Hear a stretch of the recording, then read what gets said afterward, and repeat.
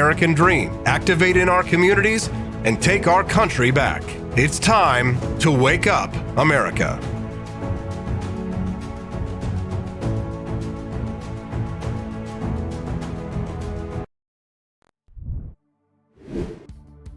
Good morning, it's 7:01 and it's time to rise in freedom. Welcome to the Wake Up America show. I'm your host, Austin Peterson. Today is Rumble Wednesday. Are you ready to rumble? I'm asking all my friends to stream the show today on Rumble. If you don't have an account, please use the link that's at the top of my Twitter page this morning at AP4Liberty to sign up for one and join us over there.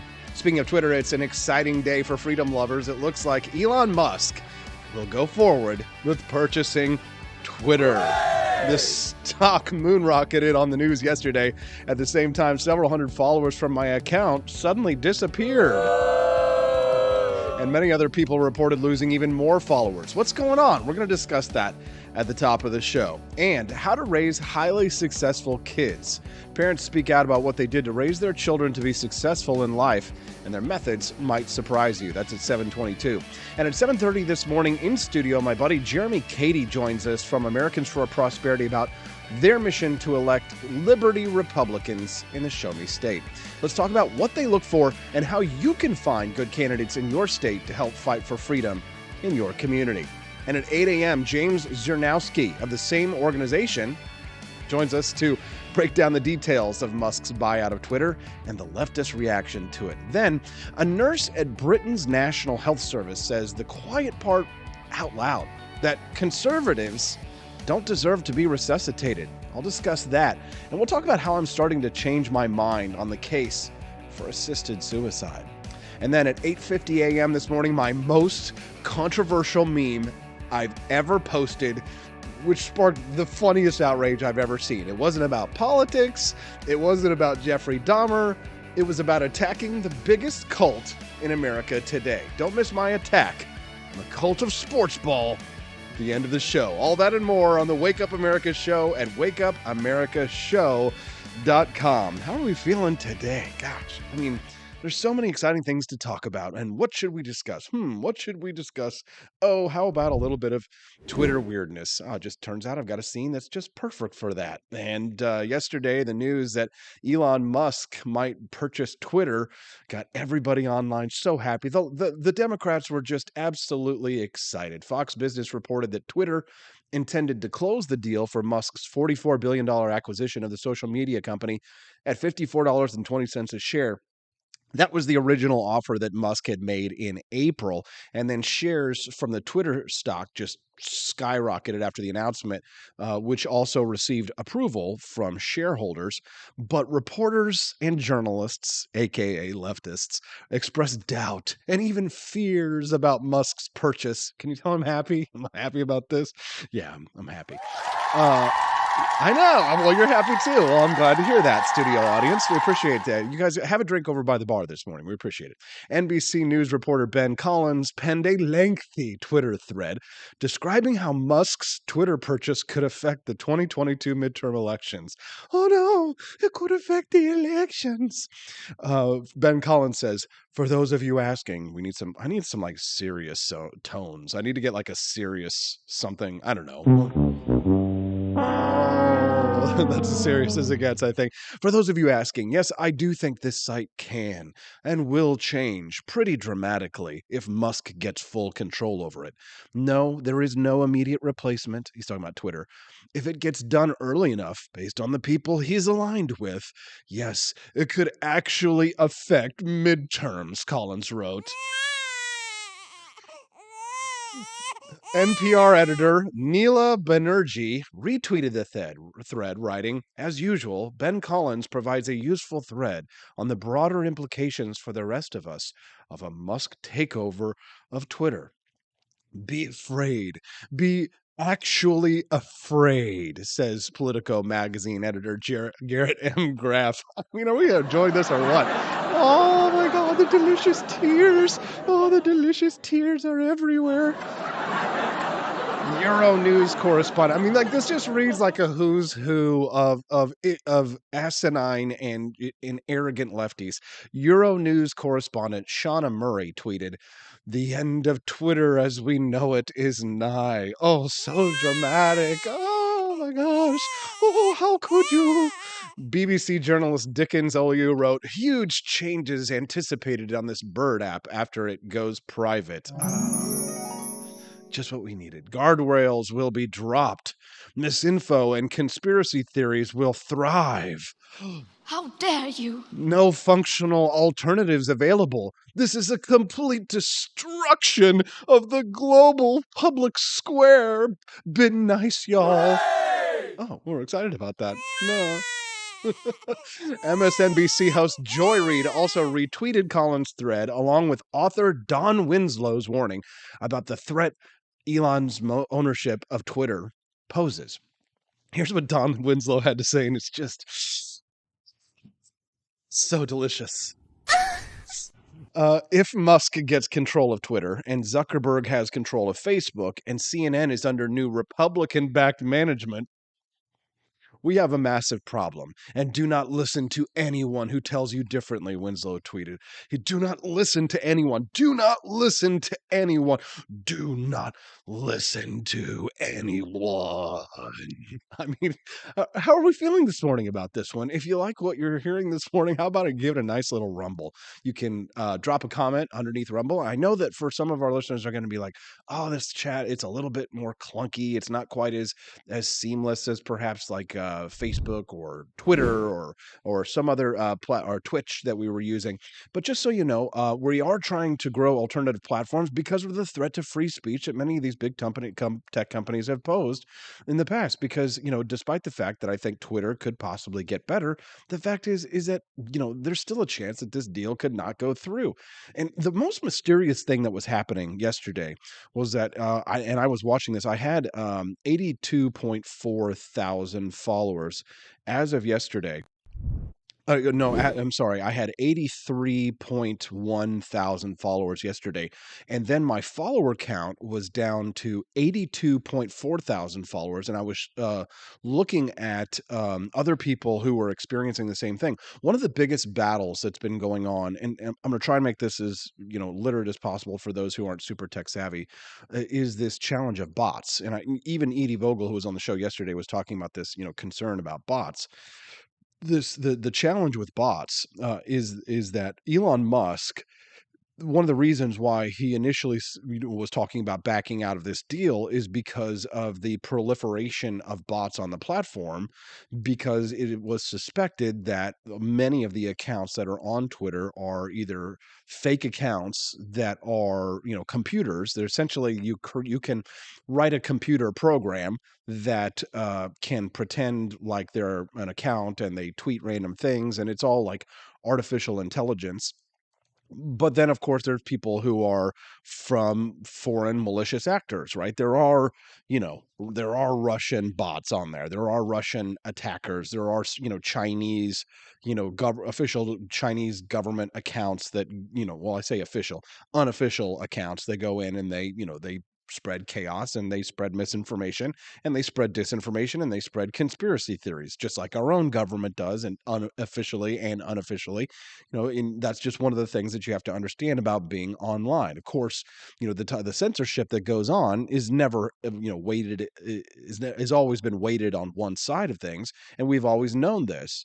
But now we have to wonder what to expect with a new regime under Elon Musk. And there were a lot of people who were saying yesterday that and these are right wingers who didn't think it was a good thing. They don't like Elon Musk. They don't trust him. Some said they don't trust him because he hasn't spoken out strongly enough in favor of Julian Assange. That was and then other people say that they don't trust him because he's a billionaire, which I guess just being a billionaire doesn't automatically disqualify you from me liking you. I know that there's a lot of distrust of rich people out there, and that's kind of like the cool populist thing to do. And certainly I do think that a lot of the elites and the ultra rich in this world don't have our best interests at heart. But you know what? I'm going to go against the grain here for a lot of people and just say that I do think Elon Musk has our best interests at heart. I believe that Elon Musk buying Twitter will probably go down in history as one of the greatest, most philanthropical acts in defense of free speech in the 21st century. And I'm just going to go on the record and say that now, because despite the fact that I think that he seems to lean a little bit more centrist. He's endorsed Andrew Yang for president in the past, which I thought was weird, but I get it because they're kind of both Silicon Valley type people. Um, to me, I think that Elon Musk has been pushed by the left more libertarian in recent years. And listen to this. This was an interesting story that I found yesterday on Fortune magazine. Twitter text release in a court case revealed that Elon Musk's ex-wife asked him to, quote, please do something to fight wokeism. Now that's interesting. This is a trove of messages that were released between Elon Musk and his contacts. And this is part of the ongoing litigation with Twitter. This isn't like a dox or anything like that. Musk texted a lot with somebody named Jack, who is the Twitter founder Jack Dorsey. But the other person that came out their text messages was Tallulah Riley. She's an English actress and a writer who is Elon Musk's ex-wife. She tweeted and started a thread back in March and said, "Can you buy Twitter and then delete it, please?" Yeah, I think a lot of people probably would agree with that sentiment. The text messages between Musk and Twitter executives shed light on how this $44 billion deal ended up in court. So the texts show who wanted to be a part of the buyout, and they reveal the inner circle's musings on who should run the company if Musk did not come to own it. And these have all been disclosed as part of this lawsuit. Now, many of the text messages involved pleas to put money in the deal, but Riley's, his ex-wife, were more focused on the politics of the question. She said, "Please do something to fight wokeism." She wrote, "I will do anything to help." And you got to understand, like there are a lot of elites that are on our side on this one. Tallulah Riley sounds like she's on this one, so you can't just take a blanket approach to the whole, oh, we're against billionaires and the elite and all that kind of stuff. You got to understand there are going to be some people on the elite side of things. There's going to be some wealthy people who are going to agree with this, and it sounds like this Tallulah Riley lady is definitely on our side, at least in this important, what I believe is one of the most important fights that we're in right now. And I know that that's disputed, especially by a lot of libertarians, especially on the left libertarians' perspective of things in terms of the culture war and how important it is to be involved in the culture war. I spoke to Matt Welch of Reason Magazine, for example, last week, who said that he doesn't want to be involved in like the culture war stuff.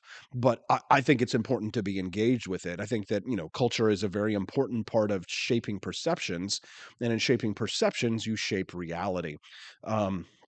And so we have this Tallulah Riley who's telling Elon Musk that we need to do everything we can to fight wokeism. She was especially concerned about the suspension of the Babylon Bees Twitter satire account. She says it was crazy. She says that it was a freaking joke. Why has everyone become so puritanical? And in that, I think she captures the essence of what we're fighting today. You have to understand that it used to be that the people with the stick up their butt and the people who were trying to censor and the people who wanted to control every aspect of our lives in the 1980s would have been the moral majority and the Jerry Falwell and the conservatives on the right.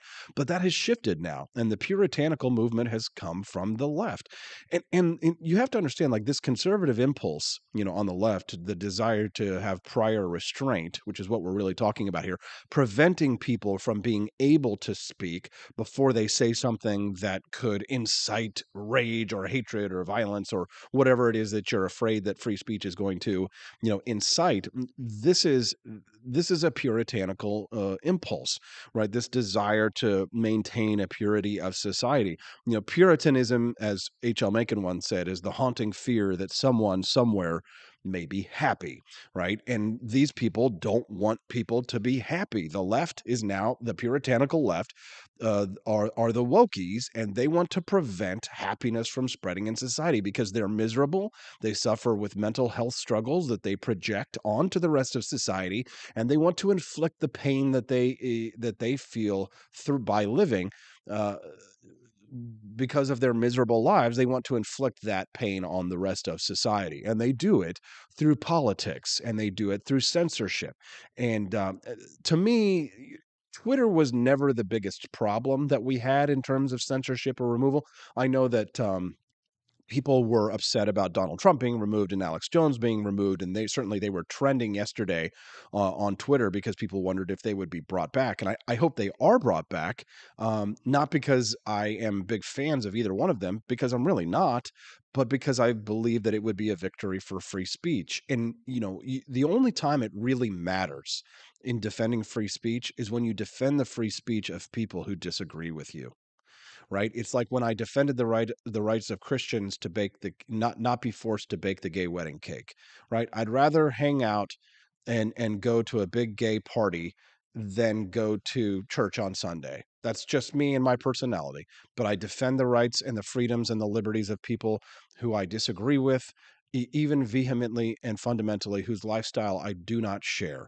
And that to me is what I believe. And that's what Glenn Beck said to me when I had an interview with him about this topic, is that it really only matters to defend the free speech of people when they disagree with you, because it's easy to defend the speech and the liberties of people who agree with you. It's the easiest thing in the world. And most people believe and behave in such a way as to prove that most people, I think, believe that you're only free to agree with me. Have you noticed this trend? Am I just off kilter? I wonder what you think about that. Drop a comment below. You can text the show at 573-319-1586. What do you think about Elon Musk buying Twitter? Boy, there's a whole lot more to say about this subject. We're definitely going to talk about it again at 8 a.m. Coming up next, 70 parents who raised highly successful adults speak out. And here are the 4 extreme things that they did that made their kids confident. What do you think they are? Well, we'll talk about all that and more when we get back on the Wake Up America Show at wakeupAmericaShow.com.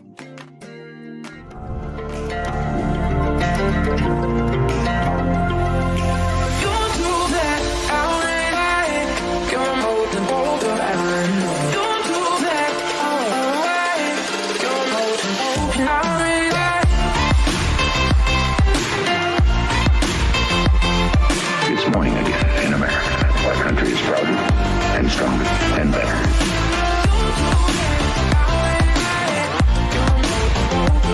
I like shooting things, but whenever I can't shoot something, I like to cut things. My life isn't all about shooting and stabbing and cutting, though. Sometimes I have to do actual work, but when I work, I still like to have fun. And there's nothing less fun than trying to cut with a crappy knife. Thankfully, from the ancient sect of Christian knights, who also loved cutting and stabbing, comes a new implement that has received my personal blessing, the Templar knife. Like the ancient sword of Excalibur, you don't choose a Templar knife, it chooses you. You just decide what kind you want on the website first, however, and then order it online, and then it chooses you. The Templar knife comes in a variety of shapes. As a man of culture and taste, I have decided I will never use a terrible knife again. And thanks to the inspiration provided by this excellent product, I have decided to launch a new crusade against anyone using less than superior knives. Join me, brothers and sisters, by visiting uppercuttactical.com/pages/Templar-knives. That's a lot of slashes. For that, you'll need a Templar knife. For 10% off, use code AP for Liberty and join me in a quest for glory, for liberty, for Christendom, for the Templar knife. Get yours today. Fire.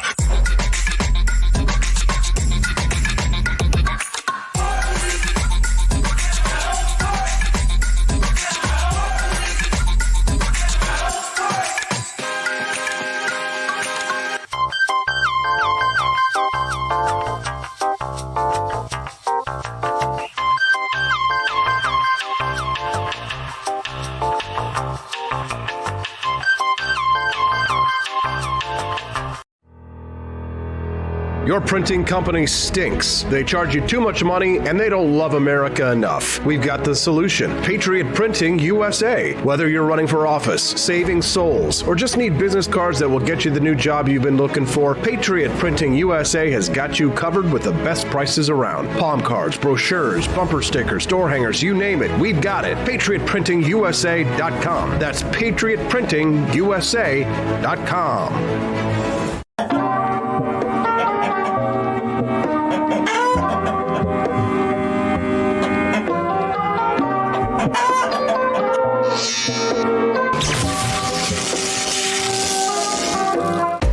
Want an engaging website to boost your business?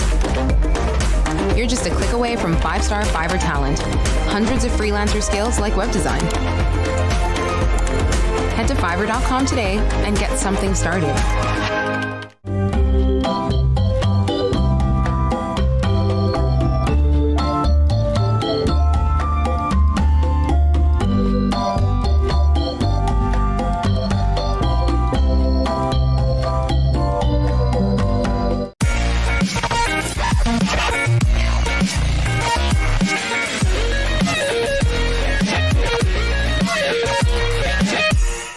average Americans are turning into conspiracy theorists at an unprecedented rate. Flip City Magazine was created for new converts to aid in their in-depth research along the path of absolute truth. We offer the hardest-hitting news and opinion, delivered uncensored in print directly to your door. Display proudly on your coffee table, or hide discreetly under your mattress. Flip City is the magazine they don't want you to see, much less read. Subscribe to Flip City Magazine today at flipcitymag.com.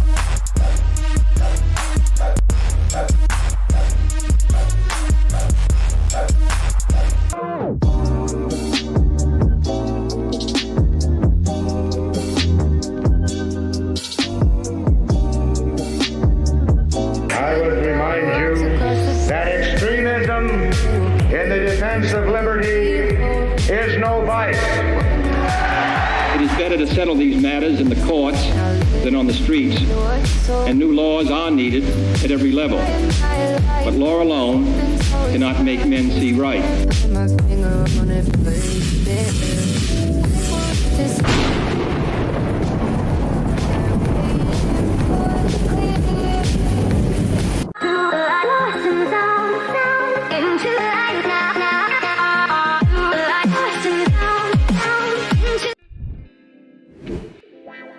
Good morning. Happy Wednesday. It's 7:22 and you're watching the Wake Up America show with Austin Peterson. Glad to have you here. Thanks for tuning in. We got a nice text from our buddy Quest in Brooklyn this morning talking about the Twitter followers that he lost after the news yesterday that Elon Musk would go through with the purchase. He said, "I'm still down a chunk on Twitter followers below 12,000. Little cry emoji. Sad. Boo. I saw many folks saying Twitter had required verification for login, so perhaps their accounts had been suspected to be bots and temporarily deactivated or something. Obviously, those who posted got back in, but others may not have. Thanks, Quest. Good morning to you. Hope you and your family are happy, healthy, wealthy, and wise. How about you? Send us a text over at 573-319-1586. It's nice to see everybody over on Rumble. Yes, today's Rumble Wednesday. We're doing an experiment this week on the show where we basically rotate social media platforms every single day. We do a different platform every day.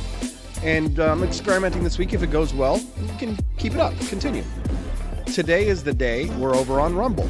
So if you don't have a Rumble account, set one up and join us. Brashing is over there. So is Fafana92. She says, "Good morning, friends." It's starting to get cold out where we are here in the Midwest. How about you? What's the weather like? Good thing we're going to, Steffi and I are going to Florida next week. And we'll go to Miami and then we'll head down to the Florida Keys. It should be beautiful. Thankfully, the hurricane didn't hit there, but saw the damage and devastation down in Fort Myers was pretty bad. So hopefully everybody down there will get the cleanup process started and everything will go well. My friend Jeremy Cady from Americans for Prosperity just walked into the studio. He's going to be joining us here in just a few minutes. We're going to talk to him about basically how to find a good representative, right? What should you look for when you're trying to find someone who will represent what you believe in? He'll be joining us here in just a few minutes. Go ahead and have a sit down over there, Jeremy. Don't worry. You're not on camera yet. I've got that microphone muted. But before we get to Jeremy Cady, I wanted to talk to you about this news story yesterday because I think this is something that you especially would really enjoy about this book called Raising an Entrepreneur. And entrepreneurialism is something that I get a lot of questions about. You know, I'm a serial entrepreneur myself. I've had many, many failed businesses and some of them that have made some money. But this article that I read yesterday talked about parents who raise highly successful adults, you know, and how to raise an entrepreneur yourself. And one of the things that they talked about was, you know, making your kids brave and confident. And what these parents who had successful children did in raising their kids was they taught their kids to always be curious and never fearful. And sometimes that actually means letting kids break rules. having a sense of fearlessness and willing to experiment means, sort of being willing to push boundaries. My friend Camelia and I were chatting yesterday a little bit about how some of her, sometimes her daughters will be rebellious or, just sort of resisting some of the rules that she puts down there. And, she sort of vacillates between feeling, flustered that they're resisting her and then also sort of feeling proud of them for resisting her to a certain extent. What do you think about that? Is that something that you kind of struggle with your kids? I can tell you, please don't do what my dad did when I was growing up, because no offense, Dad, you're a great dad in lots of ways if you're listening. But one of the things that he did that I think was just wrong was he would get really upset over the music that I listened to. And this was probably a really common thing, right? Because, he was concerned about my upbringing and stuff. And especially after my mother passed away, it's kind of like, you struggle with kind of figuring out how to take on both roles at once. But I'll never forget one time I came home from school or whatever it was, and I saw that my CD in my Jeep had just been shattered all over the place, and I didn't know what had happened. And I was like, Dad, what happened to my Sublime CD? And he started screaming at me because apparently he borrowed my Jeep to take my sister to church, and it had that Sublime song on there where they go, payback's a mother. And, beep, beep, beep, beep, beep, beep, beep. I know that I can say curse words now because I'm not on the radio, but I choose to try and make it as family friendly as possible. But anyways, don't do that to your kids. Let them listen to rock and roll music. I don't think it's going to mess them up too bad, right? Another thing that parents talk about is they gave their kids independence at a very, very young age. And that's something that I definitely had growing up. I mean, my dad gave me a 22 long rifle and let me run around out in the woods by myself. There was no, you'll shoot your eye out, kid. It's the parents that were interviewed in this book all agree that the sooner that the kids are given big responsibilities, the more confident and independent they'll become. So having freedom and independence might not work for everybody, but a lot of the kids who grow up to be successful, who are chronicled in this book, had a lot of freedom and independence at an early age. Another thing the parents did, which I think I would struggle with, and Steffi and I are talking about having kids soon, but is they didn't pick their kids' passions, right? It's not always easy to trust in outcomes that you can't yet see, but parents, who had successful kids trusted their kids to make choices about how they spent their time, right? So like one kid grew up and said, they were a good student. No, they weren't a good student, but they really loved sailing and they worked really hard at sailing, and then they sailed competitively, and then they grew up and they were sailing professionally, and there's a lot of money if you're a professional sailor, to be honest. And so not picking your kids' passions is one thing, right? And I think I struggle with that because, you want to have a situation where, the kid has some structure and you want to give them activities to do and help them to experiment with things, because sometimes kids are very resistant to change. It's like, I dislike the fact that there are so many adults, and I know that I'm going to make some people angry with this. There are so many adults who go to restaurants and order chicken fingers with French fries, and that is what they order at every single meal because their parents never gave them the sort of choices as a kid and were like, hey, you need to try some of these other things. And so I feel like I would struggle with that because I would be like, you need to try this, you need to try, dance, you need to try this, you need to try that. But I mean, letting your kids pick your passions is important. I will say that I was allowed to quit things that I didn't enjoy if my parents put me into them, or if I put it myself into them and I didn't want to do it later. So I can imagine that that's a real big struggle. But if you want to raise a kid who's an entrepreneur, definitely something to think about. And then another thing, they shared their own struggles. So one of the things that helped parents to raise successful kids was that parents would talk about their weaknesses with their kids or the things that they weren't good at. And they talked about the things that they struggled with, like their weight or, with grades and different things like that. So sharing your struggles with your kids is one of the things that it was highlighted in this book, How to Raise an Entrepreneur, which I ordered on Amazon yesterday. And I'm looking forward to reading, and maybe I'll give you a good book review later. But we've got more important things to discuss. My buddy Jeremy Cady is joining me in studio here in just a few minutes. You can see him there over on camera. We'll talk to him about how to pick a good representative, how to pick somebody who believes in the same things that you believe, and how to get them out there in the world and help them win an election. All that and more on the Wake Up America Show at wakeupAmericaShow.com. Want an engaging website to boost your business? You're just a click away from 5-star Fiverr talent. Hundreds of freelancer skills like web design. Head to Fiverr.com today and get something started.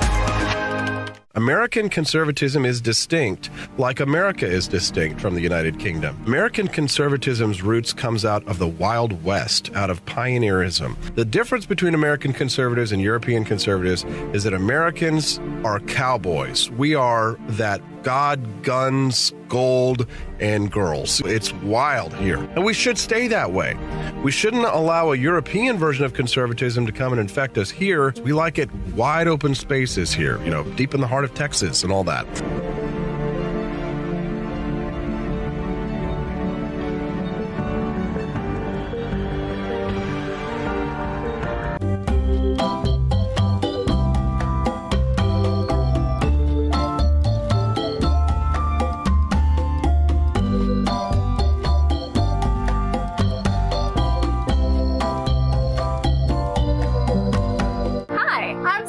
Austin's wife. I want to thank you all for watching the Wake Up America show with Austin Peterson. This show has been a huge venture for our family, so we would love it if you could join us. I believe in liberty, and I believe in Austin's ability to spread the ideas of liberty. Do you? I want to ask you today to join Peterson's Patriots with a pledge of $17.76 a month. Help us to stay cancel-proof so we can spread the message of limited government across the country. I joined Peterson's Patriots myself, just in a little different way. Visit wakeupAmericaShow.com/support and make your pledge today.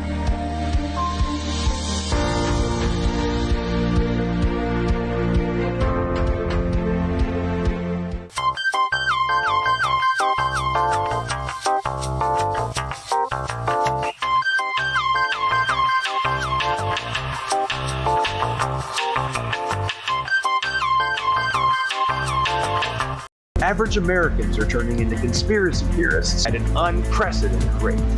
Flip City Magazine was created for new converts to aid in their in-depth research along the path of absolute truth. We offer the hardest-hitting news and opinion, delivered uncensored in print directly to your door. Display proudly on your coffee table, or hide discreetly under your mattress. Flip City is the magazine they don't want you to see, much less read. Subscribe to Flip City Magazine today at flipcitymag.com.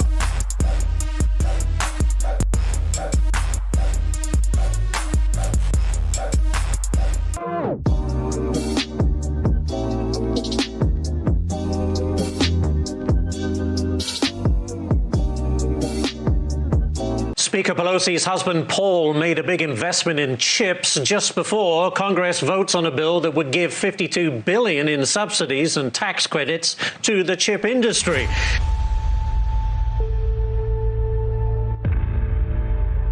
Over the course of your career, has your husband ever made a stock purchase or sale based on information he received from you? No.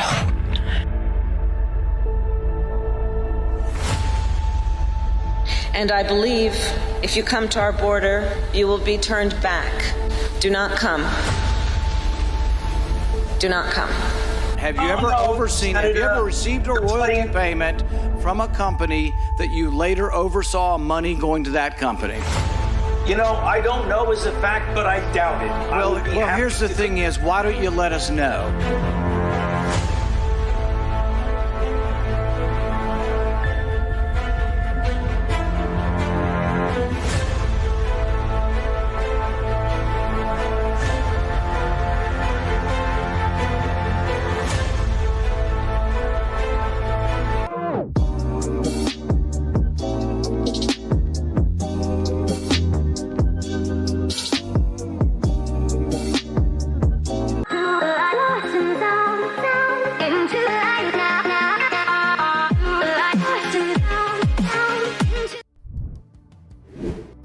Good morning. It's 7:35. You're watching the Wake Up America show with Austin Peterson. Glad to have you here. Time to rise in freedom.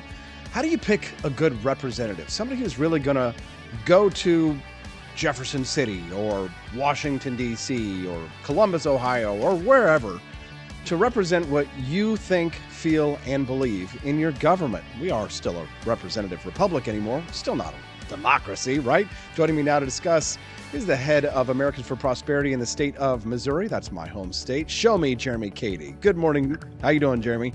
I'm good. I'm doing great. How about you? Good. Glad to have you here. Thanks for dressing up today. I'm trying to, up the level a little bit. Good. Glad to have you here, Jeremy. Really appreciate you coming on the show today. Jeremy, I guess first question I have first for you, because Americans for Prosperity, I guess, announced their candidates that they're looking at for the election. How do you guys make a determination about who Americans for Prosperity will support? No, absolutely. There's a number of different items that go into making that decision. The first one is going to be, where do we think their alignment is? And so we have policy positions that we hold, and we want candidates to align to that at least fairly closely. We know no one's going to be 100%, but we definitely want to make sure that they're there on our priorities. They're there on some of our sub issues as well. And so we actually sit down and have conversations with everyone that we're going to endorse. So we go out to them, we have coffee with them, we try to get to know them a little bit better, and really try to dig down to where they stand on a number of our core issues. So I think number one, that's a key item is what are their beliefs, what are their philosophies, where do they stand? Good ideas. Try to get down into the foundation of what's the role of government, and what's your role in Jefferson City whenever you get there, or in DC whenever you get there. So I think that's key number one. Number two, we try to find folks that can work with others. We look for statesmen, people that can be civil, that can treat others with respect, with dignity. You could disagree all day long with other folks that you're going to be working with, but at the same time, though, if you're going to be working with someone to get something across the finish line, you've got to be able to get along with them. We saw that recently with the tax cut. The Missouri governor is signing into law today a tax cut, a $1 billion tax cut that passed just last week. And there was a lot of question on whether or not that would get done because of all the turmoil that the Senate had this session and last session. But whenever they came in, they actually got along really well. And things progress smoothly, and at the end, Missouri has a $1 billion tax cut. That's important. It's important for people to get along. Sometimes we're going to disagree. That's a given. But at the same time, though, we need to be able to come together on those issues that we do agree on and get that across the finish line. So one, where are they at on the issues? Number two, are they civil? And then three, the other thing that we look for is just making sure that we can make an impact. You look online, you see folks that, I love them to death, but at the same time, though, they're supporting folks that have no ability or opportunity to actually get to that point. Whether it's one of those things. No, but seriously though, we have maps drawn, and a lot of these maps, are. Some of them are really Republican, some of them are really Democrat, and I was talking to someone that is down in the 8th congressional, and they're working on the congressional race down there. I'm sitting there going, you have no chance in the world of displacing Congressman Jason Smith. Like, he's going to run away with it. And so we do look for. Was that like a primary challenge? Somebody wanted to challenge? It was like a Democrat was running. Democrat right now, the general, and I'm sitting there going, "There's no way on earth." And so it's one of those things, though. And I love Jason to death, but it's one of those things where I was talking to some of the other folks. I'm sitting there going, wouldn't your resources and time and energy be better spent, maybe close to the St. Louis area, working on a state rep race or something like that, where you could actually make an impact and difference and actually get someone across that finish line on primary Cori Bush. Something like that. We had a primary for Cori Bush recently, and was like Steve Roberts, got a state senator too. He is, and so it's one of those things where we look for, where are they at on the issues? Can they work with others to get the stuff across the finish line and treat each other with respect and dignity? And then thirdly, can we actually make an impact? Can we swing and educate and generate enough support in there to actually make a difference in that particular race? So those are the things that we look at. If you're just tuning into the show, we're speaking to Jeremy Cady from Americans for Prosperity. You can text in at 573-319 1586. Today is Wednesday, so it's Rumble Wednesdays. We're asking all of our followers and listeners online if you could join us over at Rumble. My account over there is AP for Liberty. Looks like Cecilia is over there, Brashing, Chris Morrill, Tolly Owens, and lots of fun happening over there with lots of comments. 35 people watching now. Grateful to have you there this morning. Jeremy, if let's say you live in the state of Louisiana, like our friend Jamie Marie Pope or somebody like that, you don't live in the state of Missouri where you have such a grip on things. I mean, they can't always make the kind of determinations that you, somebody who's got, a think tank to do all this research and, all these resources. But if you're just a, regular person, an individual, how should you go about making those kinds of determinations with just, a Google search to be able to help you out? Well, I'll think actually back to whenever I first got started. I came in, I was involved with the Libertarian Party for a little while, but I moved over to the Republican Party and got involved with Republican politics back during the Ron Paul campaign of 2008. I was angry, disgruntled. I was like, I can't believe government is doing this, and I got to take action. And I ran in a Democrat district against a Democrat state rep and lost horrifically. Like, it was bad. But at the same time, though, I got to know a lot of other folks, and I think that's how, even if you don't have a lot of resources behind you, it's actually really easy to get to know the local folks in your area. You can get involved in the local committee. You can get involved in the local politics, and get to know them. And many of them, they'll go out and have a coffee with you. Just be like, hey, you want to have a coffee? Let's chat. Let's sit down, and you can get to know them. And it was one of those things where I came in and we took over the Greene County caucus for Ron Paul, and a lot of the Republicans hated us at the time. But at the end of it, I know. But at the end of it, there's a number of good folks that I got to know through that whole process. I got to know Eric Burleson. He ran that year in 2008 for the first time as state rep. Great guy. And now he's going to be a Now he's going to be a congressman. You guys, you're going to love Eric Burleson from Missouri. Just wait Absolutely. until he goes to Washington, D.C. You guys are going to love him. And so I went out and door knocked for him. And so here I was, young, naive, didn't really know what I was doing, lost in my primary and Democrat district, but then got to know Eric and went out and door knocked for him for the rest of the campaign season. And he won his first state rep race, and now he's going to Congress. And so there's a part of me that goes, maybe I had a little bit to do with that. The fact that we've got a great man going to D.C. to represent Missouri, or a portion of it at least. If you're just tuning into the Wake Up America show, then we are talking to Jeremy Cady from Americans for Prosperity about how to pick a good representative to represent you in Washington, D.C. You can text the show 573-319-1586. Can I ask you about the news of the day? Any reaction to Elon Musk buying Twitter? Were you like this? Or were you more... You know what? I think Elon Musk has some great ideas. And I think he wants to open up. And it's one of those things where I see a bunch of conservatives going, "Oh, he should kick all the liberals off now." And I'm sitting there going, "He's not going to do that either." Do it, punish them. Everything that I've seen is he wants to open up the conversation again, and allow all legal communication to take place. Is from some of the statements that I've seen. But no, I think he wants to take it in a good direction. You've seen some of the leaked text messages between him and Jack Dorsey. Of what's needed to kind of remove influence from advertisers and government, and I'm fine with all that. I'm like, if that's the direction that he wants to take it, he wants to make it more open source, maybe, or kind of get a lot of those hands out of it, so that way people can have a public square to their own.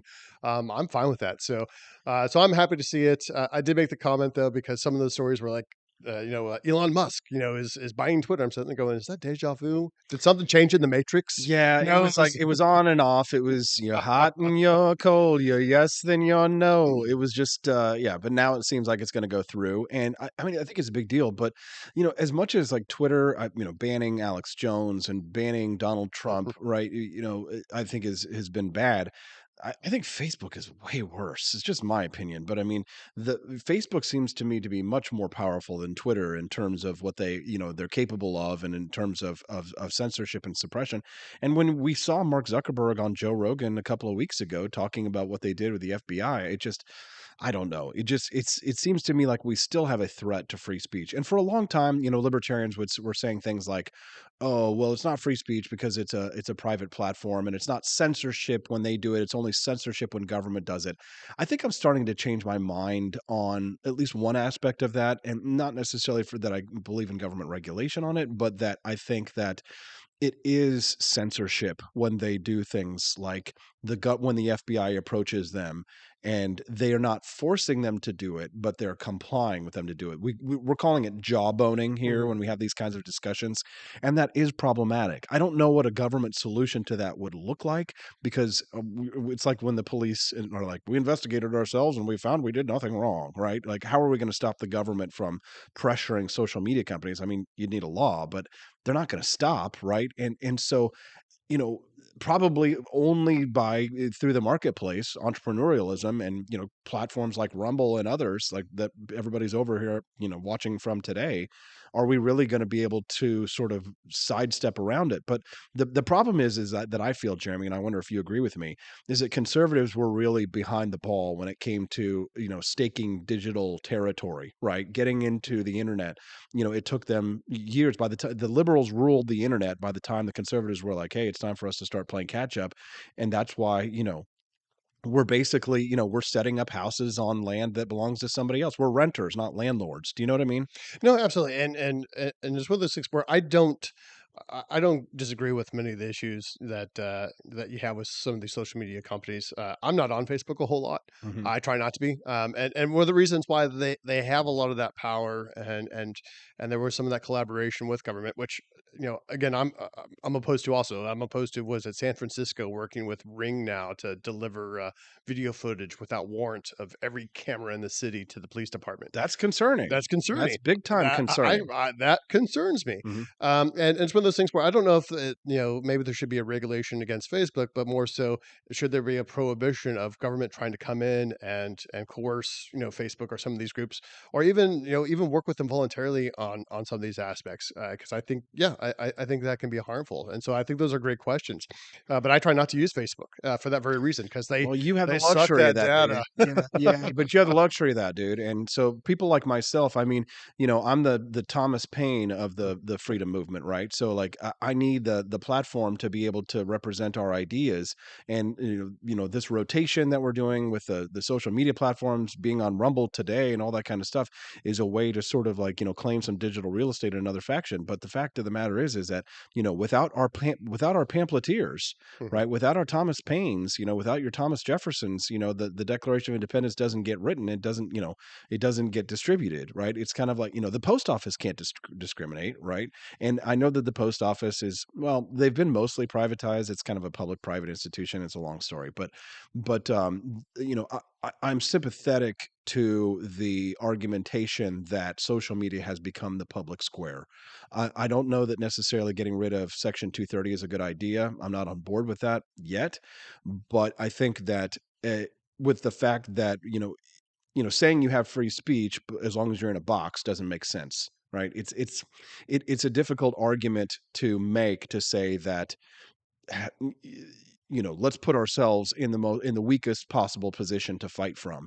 In some situation, if someone's going to hand you a sword, right, it seems foolish to turn it down, even if the sword was taken with stolen taxpayer funds. Well, and one of the things that we really need to make sure that we're looking at and doing too is trying to I understand that you're still using Facebook, and that's there's a necessity to that, but I like the idea that you are staking your claim in other medias as well, which I think is a great idea. I think that's something that we need to keep in mind. And I'm a privacy freak, and so I ratchet down a lot of items that are in my house as far as apps and all those type of items. But it's one of those things where if I'm not keeping my data in the cloud, so I've got a home server, and if I'm not keeping my data in the cloud, that means I've got to either pay a little bit more for it, most likely, because I'm not buying cheap, space somewhere, Mhm. or it's going to be a little bit more difficult. It's not going to be just as easy as other methods might be. I think we can take that to social media, to the media platforms as well. Is you know Rumble is catching up to YouTube. It's got a lot of work to do still, and I think they're doing a great job. And they're definitely becoming a competitor. But it's at the same time, though, there's a bit of a learning curve there, and things generally a little bit more difficult, or they're more costly. That's just something that I think is a reality, something that we need to keep in mind. And if we have issues with Facebook, YouTube, or any of these issues, or any of these other platforms, we need to make sure that we're taking the time and putting in the effort and being willing to shell out either a little bit more or spend a little bit more time working with other platforms that can help protect us, kind of from that monopoly kind of growing up. That's what we're doing today. We're over on Rumble at rumble.com. Jeremy Katie from Americans for Prosperity, thanks for coming on today. Thank you for Thanks for dressing up. Nice suit. Looking good. A little blazer. There Appreciate you very much, Jeremy. Take care. Have a good one. Thanks for fighting for freedom. That's Jeremy Katie from Americans for Prosperity. All right. What did you think of Jeremy? Give us a Rumble. They don't like, I think, over on Rumble or anything like that. You offer us a Rumble. I don't know how that works exactly, but we're doing our best to try and avoid the social media censors. There's some great comments over there on Rumble. I'm going to read some of those when we get back. James Zernowski joins us at 8 a.m. He's from Americans for Prosperity. He's their digital director, and he's going to talk to us a little bit about, Section 240, and we're going to talk about Elon Musk buying Twitter when we get back on the Wake Up America Show at wakeupamericashow.com. I enlisted as a medic to be there to help my patients, and after an injury, I found myself as a patient. I experienced post-traumatic seizures. Depression is a big one that comes along with it, PTSD. So I pursued my PhD in neuroscience and regenerative medicine. The coalition has helped fund my academic pursuits. They genuinely care about helping the vet in whatever way that they can. Through supporting the coalition, you're supporting some of the veterans that have the biggest needs. Visit saluteheroes.org to learn more.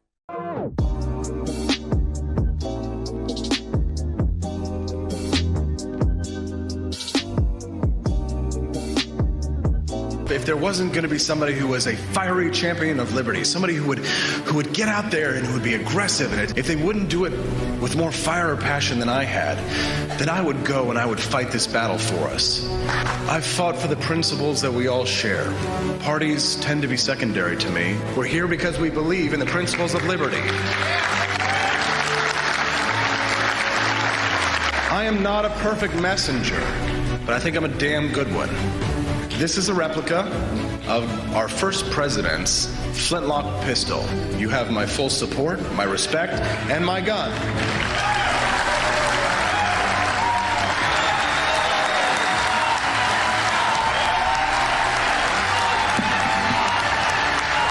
Thank you very much.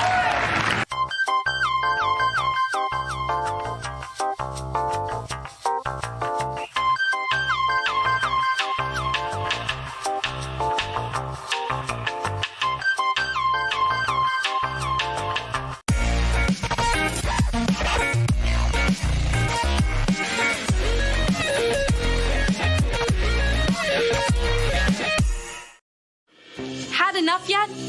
Do facts no longer matter? Are lies to be encouraged instead of punished? This is not our inheritance. If truth no longer matters, we will not remain free for long.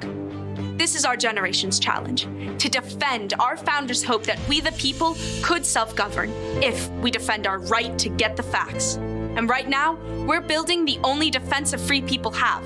The facts on every politician, every position they held, every statement they've made, every vote they've made, and any cash they've taken. It's the real history on those now pandering for your vote. There are hundreds of young people building our defense right now, and they need your help. We all have our passions, but as our ancestors knew, when events become so foul they threaten us all, we must stand and defend each other. Please, have our backs. Join us at votesmart.org.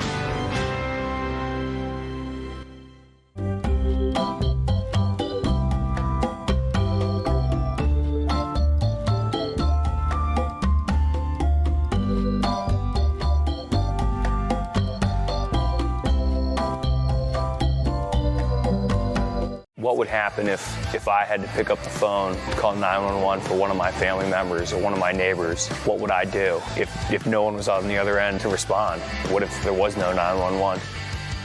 So you can be a part of the solution. Anybody can be a firefighter. Male, female, younger, older. We are school teachers We have leaders in business. Is me, you, anyone that wants to be. There is no typical firefighter.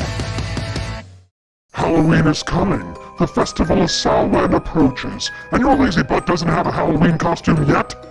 How can you pledge allegiance to the Dark Lord this year and possibly offend everyone at the same time? Visit the AP for Liberty shop and get your shirt today. The 9 most terrifying words in the English language are, I'm from the government, and I'm here to help. So grab your government is scary tea and tell everyone at the party that you're here to help. Other great seasonal items are available as well, so don't miss out. Then visit AP for Liberty shop today. That's apforlibertyshop.com.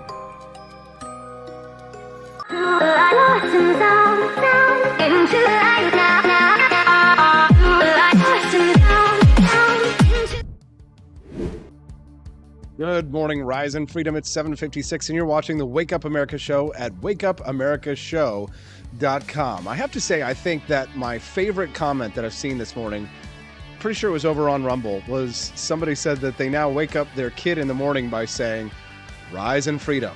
Glad to have you here on the Wake Up America show. You can text in at 573-319-1586. Yeah, one of our listeners, I Can, You Can Too, over on Rumble this morning.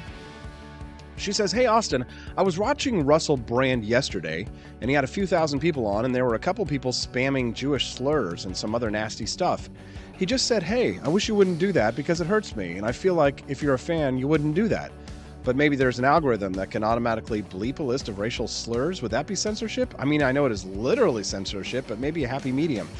You know, it's tough to say because, you know, in regards to the free speech question on that one, I feel like,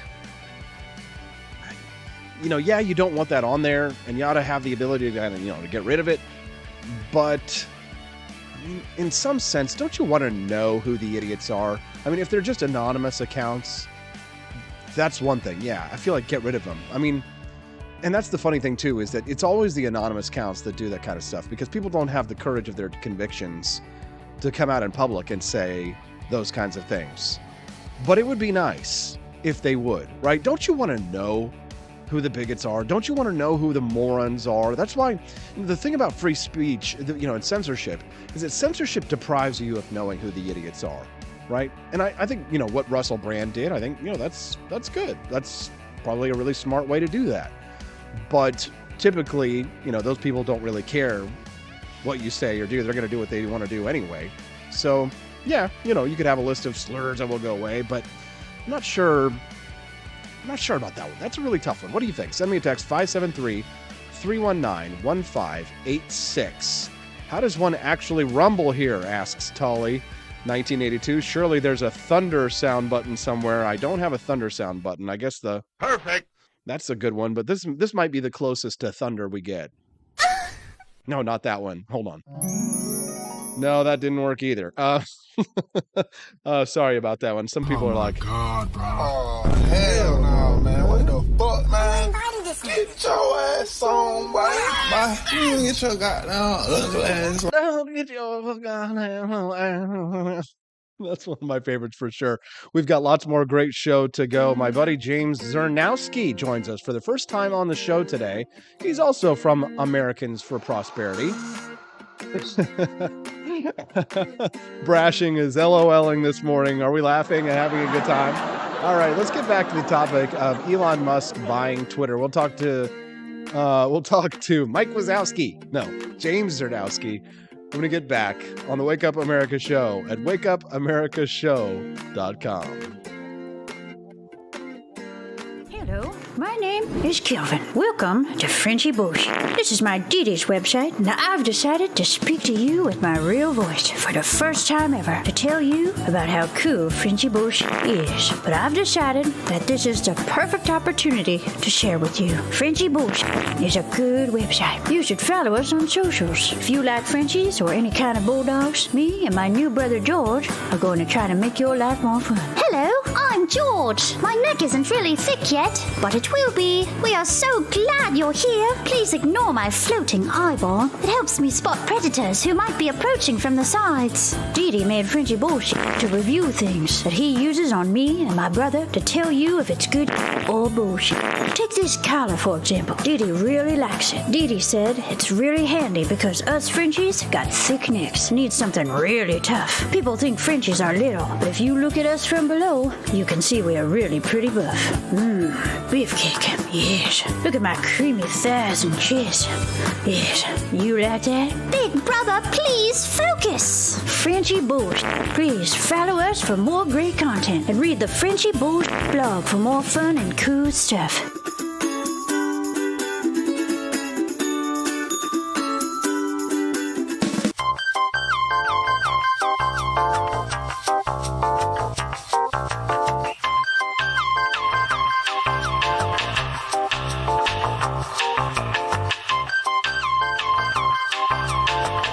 I'm a public defender. I am a public defender. I'm proud to be a public defender. 80% of Americans accused of a crime will get appointed a public defender. Everybody from a speeding ticket to capital murder. For every dollar we spend on public defenders, we spend $3 on prosecutors. Public defenders have to do pretty much everything on their own. Social workers, counselors. Investigating is another piece of it. The average public defender holds 300 cases annually. You never feel like there's enough time. Public defenders have health issues all the time. A lot of people give up and say, I can't do this work anymore. Gideon's Promise trains, mentors, and supports public defenders.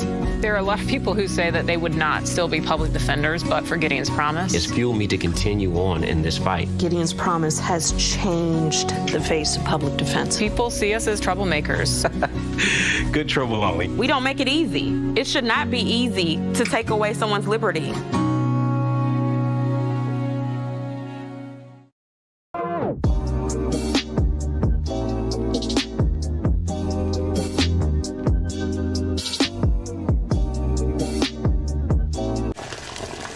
Ever hear the one about the frog? Put a frog in a pot of boiling water and it'll jump right out. Here's my resume again. But put a frog in a pot of cool water and slowly heat it up, and that frog will boil. It's a lie. But as a metaphor for us and all that we go through as veterans, the real-world experience. It's a story that rings true. We make excuses for how we feel.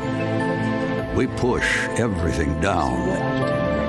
We tell ourselves the lie that it's easier to stay in that boiling water, to disconnect. And some days, maybe it is. But you've never been interested in easy. Make no mistake, reaching out is hard. Do it anyway. I need help. You're not alone. You've got this. You are not a frog. Find resources at va.gov/reach.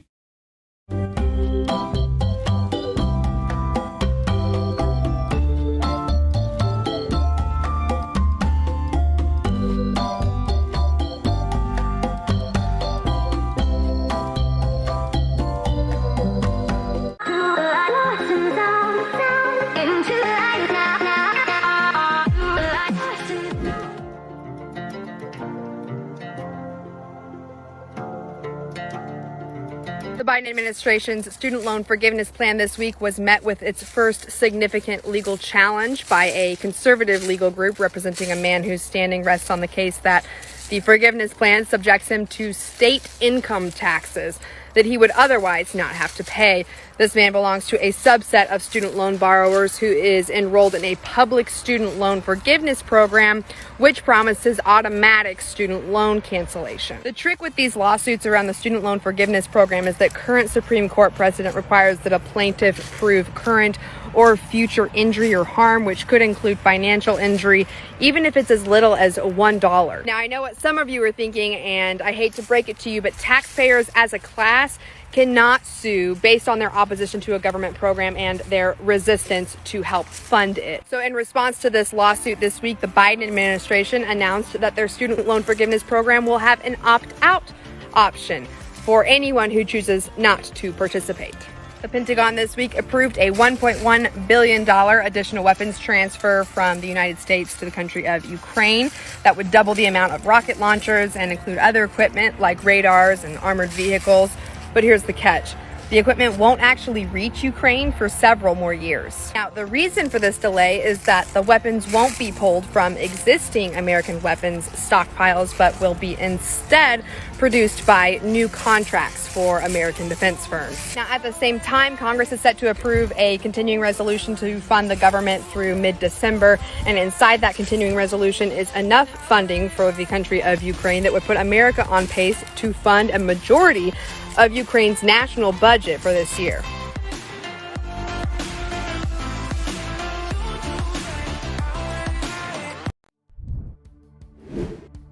Good morning. It's 8:06 and it's time to rise in freedom. Welcome to the Wake Up America show with Austin Peterson. We're glad to have you here. It's the top of the hour and it's time to have some fun. Joining us over there on the live stream this morning, I saw on YouTube, my friend Torva over on YouTube said, "Hey, it's that guy I voted for. Love the show." Well, thank you, Torva. We appreciate you very much.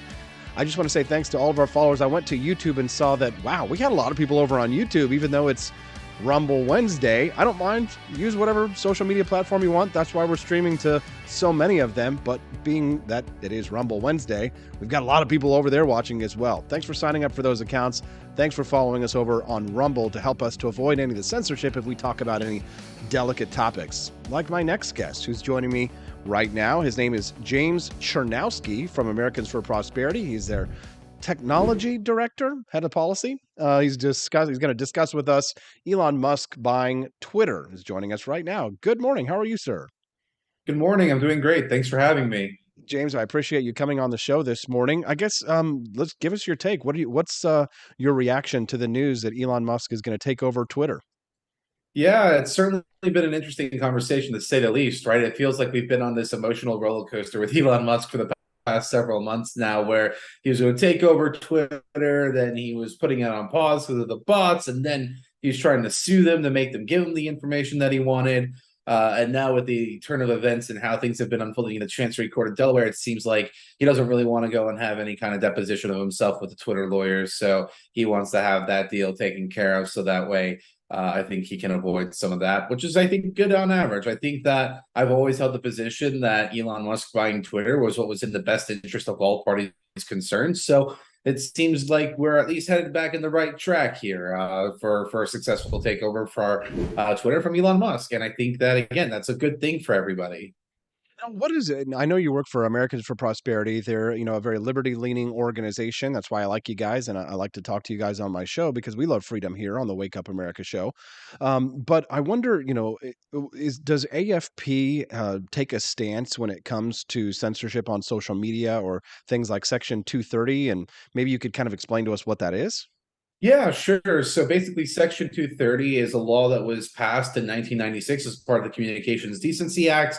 And basically all it is it's a tort reform law. It basically says for the internet, which what we would expect in the real world, you would not be liable for what someone else has done in terms of any kind of damage, right? So you're not going to hold two people who get drunk in a bar and cause a fight and cause a lot of damage liable for the bar itself, right? Like the bar is not going to be held liable in that instance. And that's more or less what Section 230 tries to do. So as an organization, AFP is normally not supportive of any kind of measures to go and reform or repeal Section 230, because normally what I think is that the root cause of those issues when we're talking about Section 230 has nothing to do with Section 230 and everything to do with cultural issues or things that are beyond the scope of what the law was intended to do. Now, when it comes to censorship from the companies, I have no problem being a critic and yelling at them when they've made bad decisions. So for example, with the Hunter Biden story, which is I know is a very common example that many on the right would love to go and point to. I think that that's unacceptable. I wrote an op-ed calling them out for it. It's something that we have to hold them accountable when they make bad decisions. And that's really what matters more importantly than anything else. But at the end of the day, Section 230 is kind of important for empowering you and me to be able to express ourselves online. And I think we got to be careful when we're talking about anything there, because mostly when you do those kinds of reforms, the people who lose out are exactly you and me, and people that are already well off do perfectly all right in a situation without a world in 230. Certainly, I can attest to that, and I'm somebody who has makes my entire living online, pretty much. Now, James, the problem is this, and I wonder what your response to this will be. The problem is that when the FBI goes and pressures companies to take action, and they do take action, that to me seems to be an actual violation of free speech. When the FBI goes to Mark Zuckerberg and says you need to be suppressing this information, and then Mark Zuckerberg goes out there and does that, that doesn't seem to be any longer something that would be covered under Section 230 or or that to me seems to be a fundamental violation of free speech. Do you agree or disagree? Yeah, so I think that there's a lot more going on with that. I think that obviously we want to discourage the government from wielding its force against companies. And at Americans for Prosperity, we certainly go and disapprove of government going and exerting inordinate amounts of pressure on these companies, because they're the only ones that ultimately have that extra cudgel of regulation or litigation to go and pressure these companies. And I think that that's wrong. We don't want to see that. But at the end of the day, I also think that what makes that particular state actor claim a little bit more difficult to prove out, legally speaking, is that at the end of the day, they are just asking the company to go and do it, and those companies may already be aligned or inclined to agree with those kinds of positions for a variety of reasons, where maybe their workforce might just be a little bit more liberal than conservative on average, which isn't surprising when you look at the demographics of how education works with respect to your political affiliations. So I think that there are other solutions there to tackle when it comes to trying to restore some balance, politically speaking, at those kinds of companies. But obviously, we never support the government trying to put inordinate amounts of pressure on these companies. So, like, for example, with like the government, when they were going and pinging Facebook about a Fauci parody account and saying to take that down, that's kind of ridiculous. Like, I think that Facebook or other companies should certainly push back against those kinds of notions, right? I think that's beyond the scope of like a public health interest that the government has to want to make sure that they're providing the public and these platforms with authoritative information in that moment, but they need to be humble about what they know, right? If you're just tuning into the Wake Up America show, you can text us at 573-319-1586. If you have a question for James, send it in. Again, 573-319-1586. James Chernowski is the Senior Tech and Innovation Policy Analyst at Americans for Prosperity.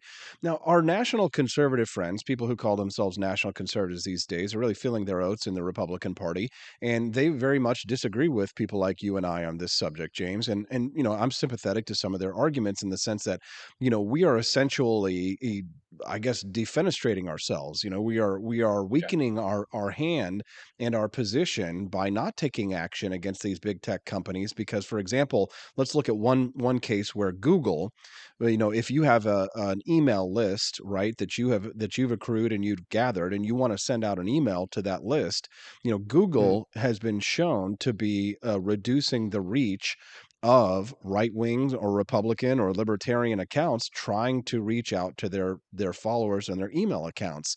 And you might say, well, just use another email service. I mean, there are a few of them, but there are not very many of them. And I won't say it's a monopoly, but it might be something more like an oligopoly online. And none of the email institutions out there are user friendly. I mean, when I say user friendly, they're not friendly to people like ourselves. And I mean, there really aren't. I mean, MailChimp, I don't want to list off a whole list of apps or anything like that, but as somebody who works in this industry, I can tell you that there just is not an alternative to these email institutions for us to be able to actually reach out to our followers. I mean, it's like, it's like saying, okay, well, Thomas Paine, you can write whatever you want in your pamphlets, but you can't distribute them to the American colonies and to spark a revolution, right? It seems to me as if the problems that we're facing require some more complex solutions than what I'm hearing from, the right in terms of what the national conservatives want, which is to do some kind of like a progressive era, Teddy Roosevelt style, breaking up of big tech, which, didn't work when they did it to Bill Gates, and it won't work in the future. But then when I hear from my libertarian friends on this, the answer is just kind of like, oh, we've got to sit down and take it, and that doesn't seem to be that's not my style either. What's your take on that? Yeah, so I think that when it came to that Google case study of emails, I think that it's important to note that many people, a lot of the reason why we see a lot of these those email donations, like kind of promo things, getting put in the spam for conservatives more so than like liberals, it's primarily because a lot of people have already flagged it on their own as being spammy in nature. Like, I don't know about you, but I'm not necessarily looking for political donation emails all the time. So they go right to trash for me personally. But a lot of people usually go and put it into spam on their own and mark it as spam. And then Google algorithmically will go and retain that, like, and try to adjust things moving forward. So I think that part of it might just be an oversensitivity problem, technology speaking wise, like where they just over index that. And that's something that could be just a byproduct. But that being said, like even Microsoft, let's say another email service provider that we could use, they tended to show a little bit of Democrat bias in terms of sending their stuff to spam. I think in general, because it's so easy to do things digitally, it decreases the cost that's associated with like going and sending out those kinds of emails. So it just creates a very spammy kind of nature of things. And I think we should be focusing on quality over quantity when it comes to donation emails. As a starting point, and also just looking at the kinds of language that we're using within our emails themselves to try to see what we can do. But then that being said, I think that it is important to go and call those companies out if you think that they are doing something wrong, and then taking it from there. The problem, in my opinion, with the national conservative / populist wings of the conservative party here is that they think that big government is the solution to big tech. And I think that it's the other way around. You need to be able to go and tackle that problem of big government in order to tackle the problem of big tech. Because the bigger you get that government, the more reliant these companies are on trying to deal with that government apparatus. And we need to be able to redraw the lines between what the public sector can do with respect to the rights of the private sector and private enterprise being able to operate freely without pressure from government actors. Yeah, one of our listeners over on Rumble this morning says, I haven't flagged any emails for spam, and Google flags a lot of the emails from conservatives for spam.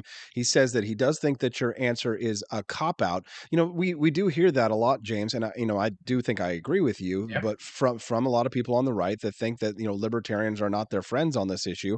But, the problem is, and that I've identified, is that whenever some regulation comes in, guess who their big buddies are that are their campaign donors that are going to step in and say, okay, well, if you're going to regulate us, then you need to cement our monopoly to a certain extent. Because the thing is that on one hand, they'll say, okay, well, yes, we'll submit to regulation, or they'll say, oh, yes, we need regulation. And then all that regulation does is just regulate the little guys who can't afford to go to court and defend themselves, right? People like myself, I run the libertarianrepublic.com, and I don't want people writing, I hate Jews on my website, right? I want to be able to censor them or ban them from my website if I want to. But, the thing is that whenever regulation gets written, it's always in favor of the big companies.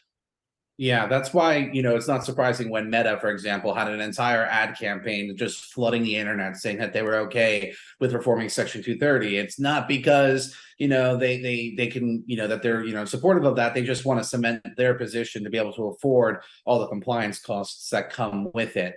Because not smaller companies can't go and do that. And normally the solution here is that they carve out based on size. But with the problem with the internet, that's a little bit more unique than, let's say, an offline world, is that your ability to get to, viral status and become a big success is actually a lot faster than in an analog context, right? So it's like looking at the evolution of TikTok, which I'm no fan of, but it's just a great example in the sense of like it went from being relatively unknown to just exploding and becoming like a world force of social media platforms in the past 3-4 years, if we're looking at it, right?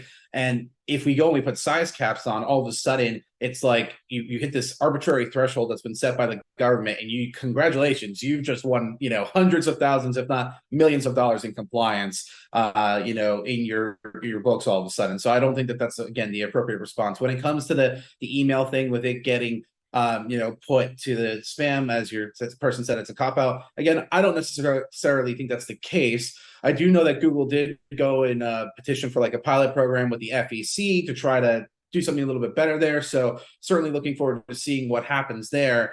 And again, I think that, technology isn't perfect. I do think that these companies do have problems with the underlying technology. Algorithms are not perfect. They're made by humans who are imperfect and have their own personal biases. So again, I don't discount the fact that there might be a problem with the over-indexing of certain kinds of emails into spam, right? I don't want to discount that. And I think that, again, it's just important to call it out and make sure that we're having an open and honest dialogue with these companies continuously. Because one of the chief problems that I have when I talk to some folks at these companies is that they have no problem getting a litany of complaints from liberal organizations about a host of, probably conservative content that's on their platforms and them wanting to get it taken down. And conservatives have not traditionally been as good about complaining to these companies over time about a variety of bad decisions that they've made. So I think that that's part of the thing that we have to be a lot better at and stronger at when it comes to these companies is looking to go and write lots of petitions and group letters to these companies, do a lot of grassrootsy kind of stuff to go and jawbone them into ways that can go and restore a little bit of neutral balance online, right? Yes, absolutely. James Chernowski from Americans for Prosperity, thanks for joining us on your show today for the very first time. Great interview. Thanks for having me. Thank you very much. What did you think? Send us a text, 573-319-1586. That's 573-319-1586. Did you like James? Send us a Rumble, or whatever that is. It's Rumble Wednesday over here on the Wake Up America Show at wakeupAmericaShow.com. We'll be back with more at wakeupAmericaShow.com.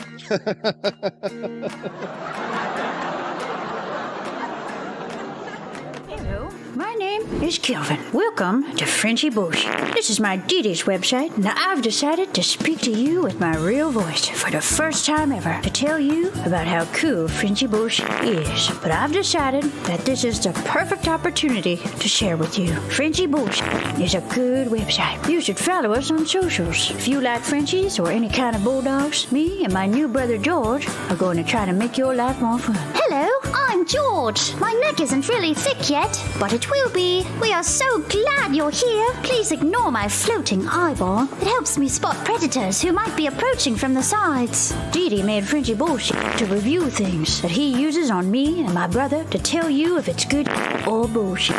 Take this collar, for example. Didi really likes it. Didi said it's really handy because us Frenchies got thick necks. Need something really tough. People think Frenchies are little, but if you look at us from below, you can see we are really pretty buff. Beefcake. Yes. Look at my creamy thighs and chest. Yes. You like that? Big brother, please focus. Frenchy Bush.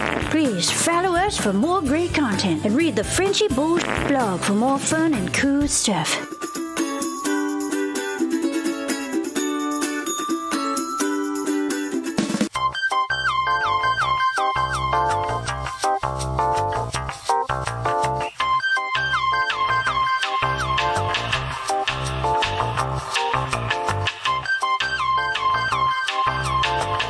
I'm a public defender. I am a public defender. I'm proud to be a public defender. 80% of Americans accused of a crime will get appointed a public defender. Everybody from a speeding ticket to capital murder. For every dollar we spend on public defenders, we spend $3 on prosecutors. Public defenders have to do pretty much everything on their own. Social workers, counselors. Investigating is another piece of it. The average public defender holds 300 cases annually. You never feel like there's enough time. Public defenders have health issues all the time. A lot of people give up and say, I can't do this work anymore. Gideon's Promise trains, mentors, and supports public defenders.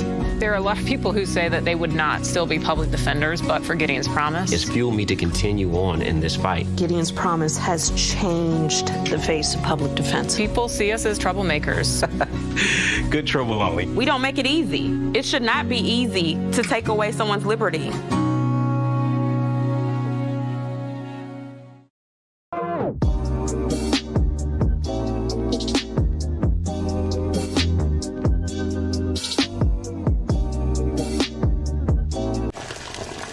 Ever hear the one about the frog?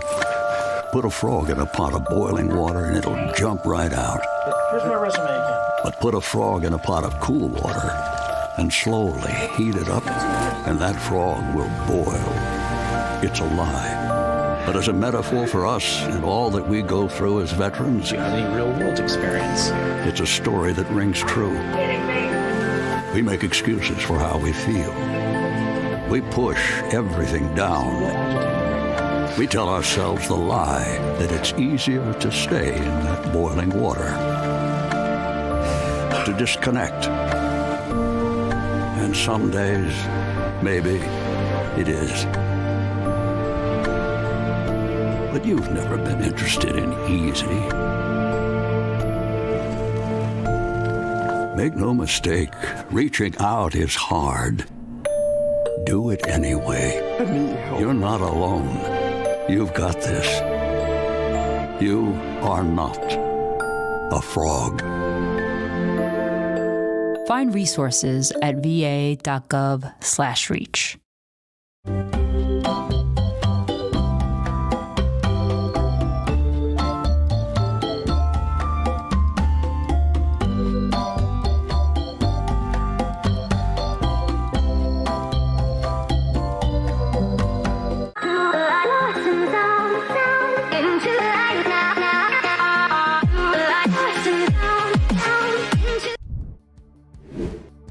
Good morning, Rise and Freedom. It's 8:26, and you're watching the Wake Up America show with Austin Peterson. Glad to have you here. It's nice to see that everything is just going so smoothly. I got to say, just for a moment, a little house cleaning stuff.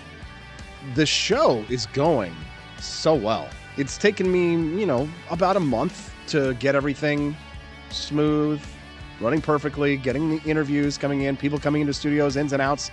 I'm running the show all by myself. It's just me here. As a matter of fact, let me show you a little around. Some of you might have missed this yesterday. Some people were curious about what the studio looked like. Take a look at this. This is camera number 2 over here. See, there's where my guest comes in and sits. Got the lights set up everywhere. A little behind the scenes tour. Hey, it's me. There we are. Hey, check it out. And then what's that down there? Oh yeah, it's me. My little camera monitor, so I can see what something looks like before I pump it up there. But yeah, over there's the bar.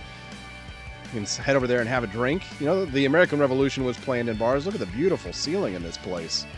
This place is pretty gorgeous. State of Missouri all over the place. You'll love to see it. Look at all these beer steins up here. Is that awesome or what? Yeah, my buddy Scott says, you need to just move over there and put a bunch of your stuff over there. But I'm like, I like the beer steins in there. I'll leave them in there. Thanks for watching the Wake Up America show. We're over on Rumble today. Today's Rumble Wednesday. So if you're watching us on one of the other platforms and wondering where everybody is, they're over on Rumble. Head on over there yourself and join us. My username over there is AP4Liberty. We'd love to hear from you. Tolly Owens is over there with Chris Morrill on the live stream. Go Twisted is there as well. We've got 34 people watching over on Rumble today. It's the biggest one ever. And we've also got a lot of people over on YouTube. I saw this morning that, I checked the live stream right now. We've got, now it doesn't want to load. You can tell me how many people are over there. 16. So 40, 50, 60. We typically have somewhere between 60, 80, about 100 people total watching the show. And tomorrow is going to be wakeupamericashow.com Thursday. So I'll ask everybody tomorrow to watch the website over there, and there'll be a live chat as well. You can live chat at wakeupamericashow.com. There's underneath the video stream. And for those who don't know, some people were asking, oh gosh, can I listen to the show? I don't want to, watch it on video. I just want to have the audio version. Well, there is a player over on the wakeupamericashow.com website that just has an audio version of it for you. So you can get that all set up. Now you can watch and just listen to it if you want. Appreciate that very much. Aaron Reichert over on YouTube says, hey, that's a great ad. That's a good ad. Well, thank you very much for that. A lot of those commercials I produced myself. Alrighty, what did I have for you here? Alright, goodbye with the music. How are we feeling today? The wakeupamericashow.com website is where we're going to watch the show tomorrow. Just FYI. Looks like it's having little issues today. Just when I said everything was going so well. Oh, this video clip. I've got to play this for you. Boy, this was This really ticked me off yesterday. And they head on over to our Twitter weirdness. You've got to watch and listen to what this lady. This is from the National Health Service in the United Kingdom, obviously. Yeah, not in the United States. But this, my fear is that things like this will come to the United States, and I'm starting to rethink my position on assisted suicide because of things like this. Take a listen and watch this. The way you want to treat them, and it eats you up. If you are there to do a job as a compassionate person, there are no resources, and you are told persistently on the news that care homes are being ring fenced. It's a lie, and I'm sorry, but if you have voted Conservative, you do not deserve to be resuscitated by the NHS. Hang on. That is harsh. Pause that for a moment. So I'm not sure why the video itself isn't playing. Let me try that again, but I want to make sure that you understand what's being talked about here. So the National Health Service is Great Britain's socialized medicine scheme, and this is a nurse who works there for free medical care. She says quite clearly, if you voted Conservative, you don't deserve to be resuscitated by the NHS. Yeah, somebody just saw a little sneak preview of that. That's the meme that got people really upset yesterday. I can't wait to share that with you here at the end of the show. But I'm starting to rethink my position on assisted suicide, the question of legally assisted suicide. And it's because of things like that, but it's also because of how Canada has been dealing with that question as well.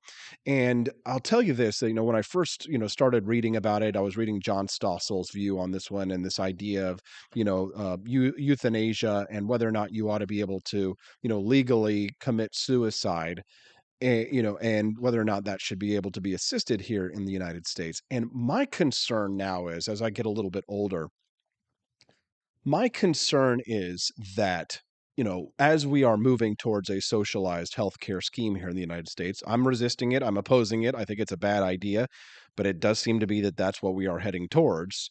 As we are headed towards that, I don't want to get into a situation where what I'm reading out of Canada is that people are being pressured into assisted suicide.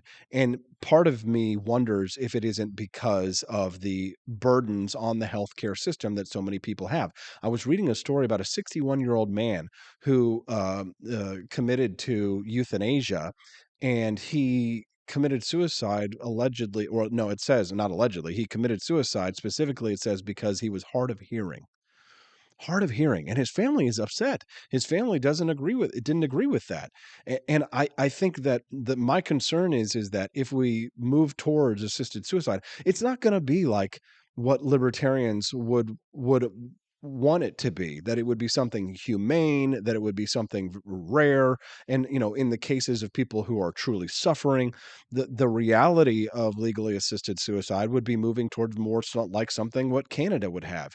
And so I would be reluctant to support a movement to move towards the legalization of euthanasia in the United States, with the understanding that where it is operational in the world, the socialized healthcare schemes would make it more likely that the government would push people to kill themselves, not necessarily because they're suffering, but because they don't want to have to pay out of the pocket for care. If we had a free market healthcare system in the United States and said, oh, okay, well, everybody's taking care of themselves, and these decisions are being made by the individual and they're voluntary and doctors aren't pushing them on people, then that might be a different story. But I would be deeply concerned for a movement, and I would probably not join a push to legalize euthanasia here in the United States because of these real world examples. Because there is what we would hope the world would be, and then there's the reality of how the world actually is. I'm not saying that I necessarily think it should be illegal to commit euthanasia, and because I do think that in certain cases it's probably warranted. There are some people who are deeply, profoundly suffering, and why do we do this to pets and see it as humane and the compassionate thing to do when it's a pet who's suffering? but we wouldn't do it to humans. I understand that argument, and I can definitely, identify with that. And but I am starting to change my position on that when, coming into contact with reality. I'm a libertarian who's been mugged by reality. What do you think about this? I really am really curious to hear your thoughts. Send me a text at 573-319-1586. That's 573-319-1586. This morning, somebody texted in and said, it seems like Steven Crowder heard you about the, quote, anti-libertarian topic, and he responded by saying, clearly he agrees with much of what libertarians stand for. Good. But the problem is that libertarianism seems impotent to deal with the current situation. Wow, boy, if that isn't somewhat relevant what we're talking about right now. He described it as a preventative and a way to prevent authoritarianism and anti-constitutional governmental control.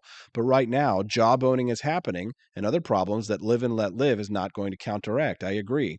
The point has some merit, but if the topic comes up again, maybe you could talk about the actions the party can take instead of prevention, considering it seems like we are beyond prevention at this point. Love the show. Keep it up. I know you're busy being a one-man show over there. You have my respect, my support, and my gun. Well, thank you very much.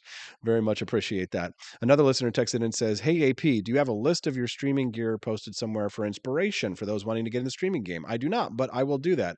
And I'm sorry that I didn't see that you didn't want me to read that into the stream. I'm sorry about that.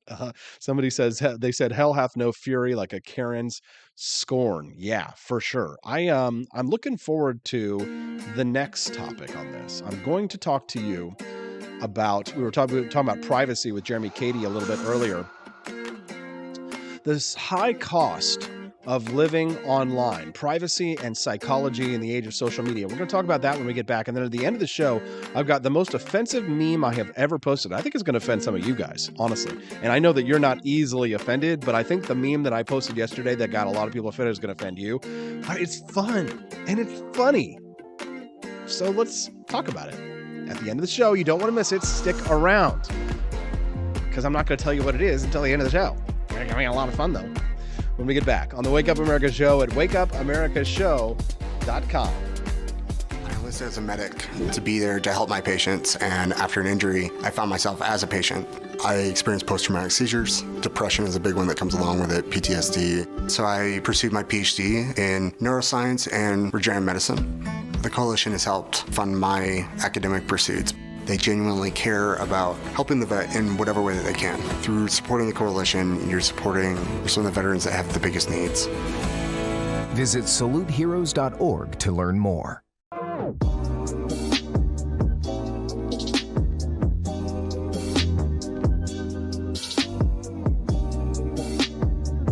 If there wasn't going to be somebody who was a fiery champion of liberty, somebody who would get out there and who would be aggressive, and if they wouldn't do it with more fire or passion than I had, then I would go and I would fight this battle for us. I've fought for the principles that we all share. Parties tend to be secondary to me. We're here because we believe in the principles of liberty. I am not a perfect messenger, but I think I'm a damn good one. This is a replica of our first president's flintlock pistol. You have my full support, my respect, and my gun.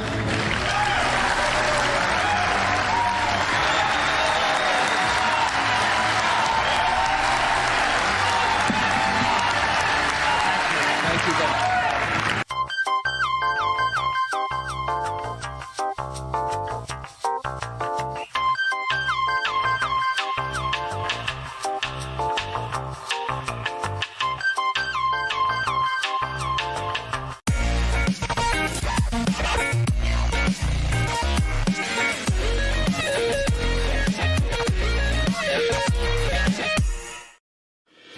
Enough yet?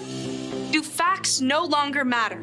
Are lies to be encouraged instead of punished? This is not our inheritance. If truth no longer matters, we will not remain free for long. This is our generation's challenge, to defend our founders' hope that we the people could self-govern if we defend our right to get the facts. And right now, we're building the only defense of free people have. The facts on every politician, every position they held, every statement they've made, every vote they've made, and any cash they've taken. It's the real history on those now pandering for your vote. There are hundreds of young people building our defense right now, and they need your help. We all have our passions, but as our ancestors knew, when events become so foul they threaten us all, we must stand and defend each other. Please, have our backs. Join us at votesmart.org.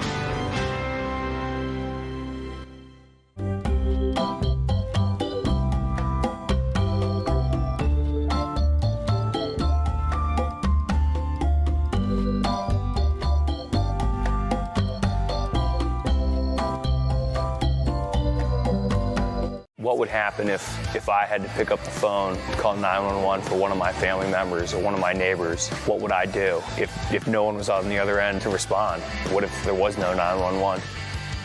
So you can be a part of the solution. Anybody can be a firefighter. Male, female, younger, older. We have school teachers. We have leaders in business. Is me, you, anyone that wants to be. There is no typical firefighter. Halloween is coming. The festival of Samhain approaches, and your lazy butt doesn't have a Halloween costume yet? How can you pledge allegiance to the Dark Lord this year and possibly offend everyone at the same time? Visit the AP for Liberty shop and get your shirt today. The 9 most terrifying words in the English language are, I'm from the government, and I'm here to help. So grab your government is scary tea and tell everyone at the party that you're here to help. Other great seasonal items are available as well, so don't miss out. Then visit AP for Liberty Shop today. That's apforlibertyshop.com.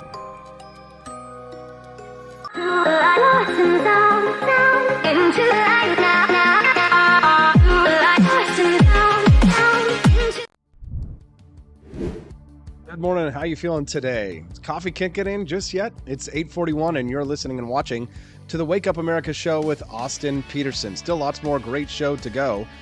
I can't wait to share with you this next story. Before I do, let me read you some of the texts. One of our listeners texted in and says, I think the right to life includes the right to end that life when you want. I am for legal suicide as long as it is truly the individual's choice.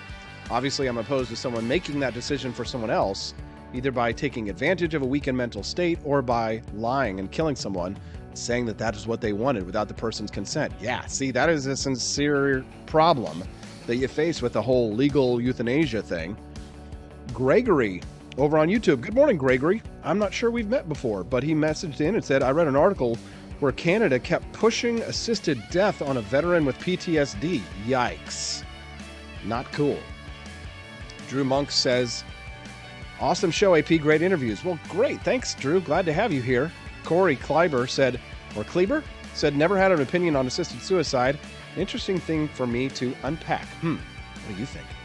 Send us a text at 573-319-1586. For some reason, my computer doesn't like to open up my articles this morning, so I'm going to just pull it up on my phone, share this with you. I was reading this yesterday at Wired, the high cost of living your life online, something that I know quite well. Constantly posting content on social media can erode your privacy and sense of self.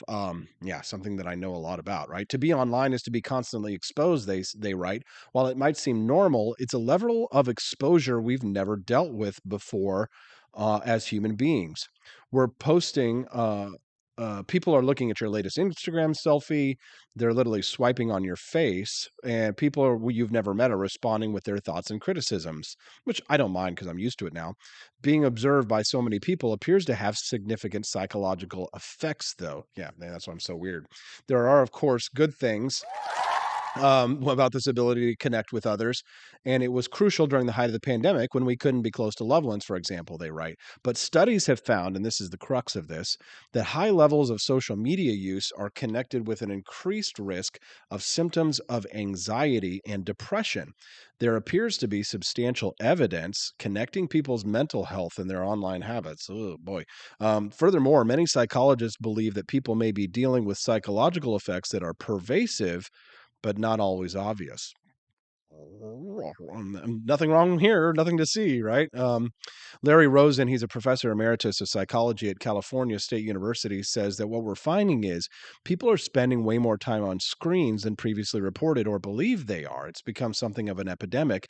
And he's been studying the psychological effects of technology since 1984. No, God! No, God, please, no! Not 1984, no. He's been studying the effects since then. He says that he's watched things, what he quote says, spiraling out of control. He says people are receiving dozens of notifications every day, and they often feel like they can't escape their online lives. Even when they're not on their screens, the screens are in their head. And so the question is, what is the value of privacy, right? It gives you the space to operate without judgment, right? With privacy, you can really dig deep into your thoughts without, instant critical feedback. For example, an old buddy of mine sent me a message that kind of messed with me for a couple of days, and said how he hated the backdrop of the show, and he was giving me all this advice of what the show should look like and all this kind of stuff. He's offered me all this unsolicited advice, and I'm it really stuck with me as it was quite annoying, and it's one thing to be annoying, and unsolicited advice is part of life, but having privacy, where here, I mean, I'm sitting here with you essentially live, in this room. It's kind of a weird thing to be doing, right? To be live streaming me and my conversation, what's going on in my head directly to you. This is a very odd thing to be doing, and it's new in life. This is new to the human experience to be doing what I'm doing right now, and sharing with you and submitting myself to your feedback and your criticisms, and to invite all of that. And it does impact my health, my mental health. I will say that there have been times, throughout my career, and as someone, I pretty much, I live my life online, that there have been times when I have lost sleep over things that people have said to me. And, it sounds like weakness, to admit that, but I think, probably it helps people who also have struggled with that and dealt with that kind of a scenario, something that people have done or said to them online. If you've never been doxxed, I can tell you it's another terrible experience, and trust me, as someone who I guess you might say is a public figure, the blue check marks and all that stuff. But I invite it, and as a public figure, I can't sue people the way that you could necessarily for, violations of your privacy.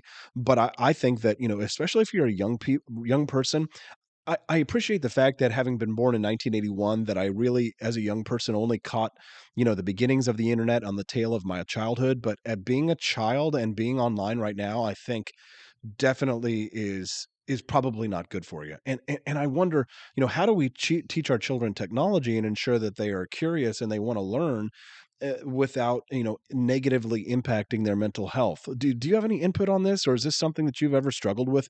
Send me a text, 573-319-1586. That's 573-319-1586. I'd love to get your thoughts on this topic, because to me, I think, privacy is rapidly disintegrating in our modern society. The people who, I'm jealous of people who don't have social media. I'm jealous of people who don't have to. I mean, I have a TikTok, for God's sakes. I don't want to TikTok, but I have to have one because of what I do for a living. And it's just, I think if there's a way to avoid it, that would be great. But the problem is, I don't think young people can avoid it. And I don't necessarily think they should avoid it, because in order to have a career in media or in the digital arts, which is a humongous industry and which a lot of people are going to want to be into, and which there's a lot of money in, I think it's wise to be connected. But I do worry about the negative impact on society and mental health that it has. What about you? What do you think about it? Send me a text, 573-319-1586. Okay.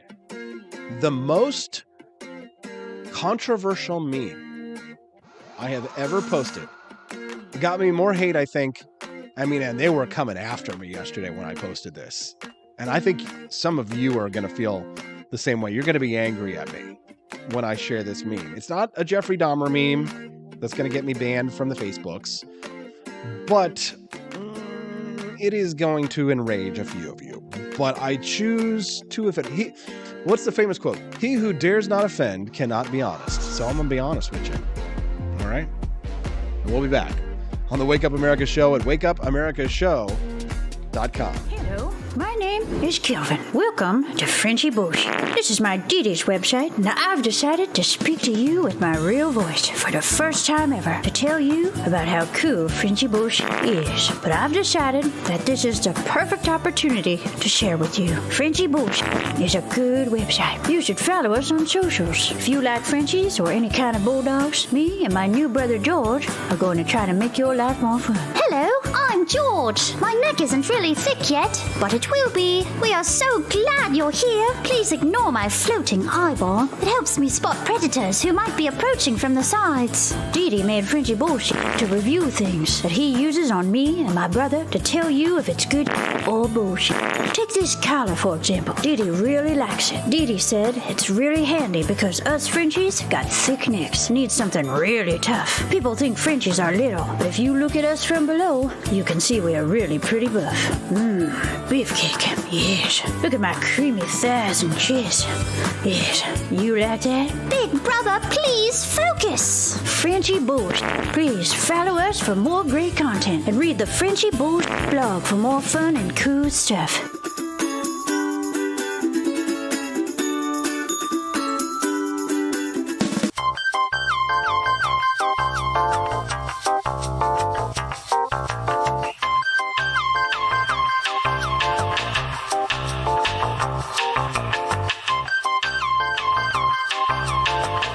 I'm a public defender. I am a public defender. I'm proud to be a public defender. 80% of Americans accused of a crime will get appointed a public defender. Everybody from a speeding ticket to capital murder. For every dollar we spend on public defenders, we spend $3 on prosecutors. Public defenders have to do pretty much everything on their own. Social workers, counselors. Investigating is another piece of it. The average public defender holds 300 cases annually. You never feel like there's enough time. Public defenders have health issues all the time. A lot of people give up and say, I can't do this work anymore. Gideon's Promise trains, mentors, and supports public defenders. There are a lot of people who say that they would not still be public defenders, but for Gideon's Promise. It's fueled me to continue on in this fight. Gideon's Promise has changed the face of public defense. People see us as troublemakers. Good trouble only. We don't make it easy. It should not be easy to take away someone's liberty.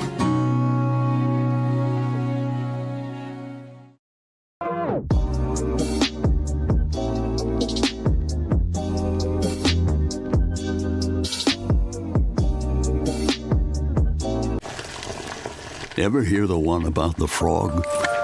Put a frog in a pot of boiling water and it'll jump right out. Here's my resume again. But put a frog in a pot of cool water and slowly heat it up, and that frog will boil. It's a lie. But as a metaphor for us and all that we go through as veterans, Do you have any real-world experience? it's a story that rings true. We make excuses for how we feel. We push everything down. We tell ourselves the lie that it's easier to stay in that boiling water, to disconnect. And some days, maybe it is. But you've never been interested in easy. Make no mistake, reaching out is hard. Do it anyway. You're not alone. You've got this. You are not a frog. Find resources at va.gov/reach. Good morning. It's 8:53 and you're watching the Wake Up America show with Austin Peterson. It's time to rise in freedom. What an awesome show today. I think that this experiment that we're doing where we're going to different social networks is working, and I'll tell you why. I was just looking at the numbers over at rumble.com today. Today's Rumble Wednesday. We got like 40 people watching over there, but here's the thing, like, we've still got a lot of people over on YouTube. I was looking at the numbers there. There's still there was like 15 to 20 people there just a minute ago. So there's still a good amount of people over there. There's a good amount of people on Rumble. Tomorrow, wakeupamericashow.com, that's my website, is where we're going to be. And then Friday's Facebook Friday. I still need to grow Facebook, even though they've suppressed me so much that my Facebook page can barely get out any reach at all. Basically what Mark Zuckerberg did to the Hunter Biden story is what he's doing to me and all of my pages there. And it was because I posted, well, something that got me in trouble. It was a picture of Hunter Biden in a jockstrap standing next to Joe Biden. And then there was the picture of that. Remember that black Democratic lawmaker who showed herself twerking upside down and her butt was in the air and she was twerking on the beach?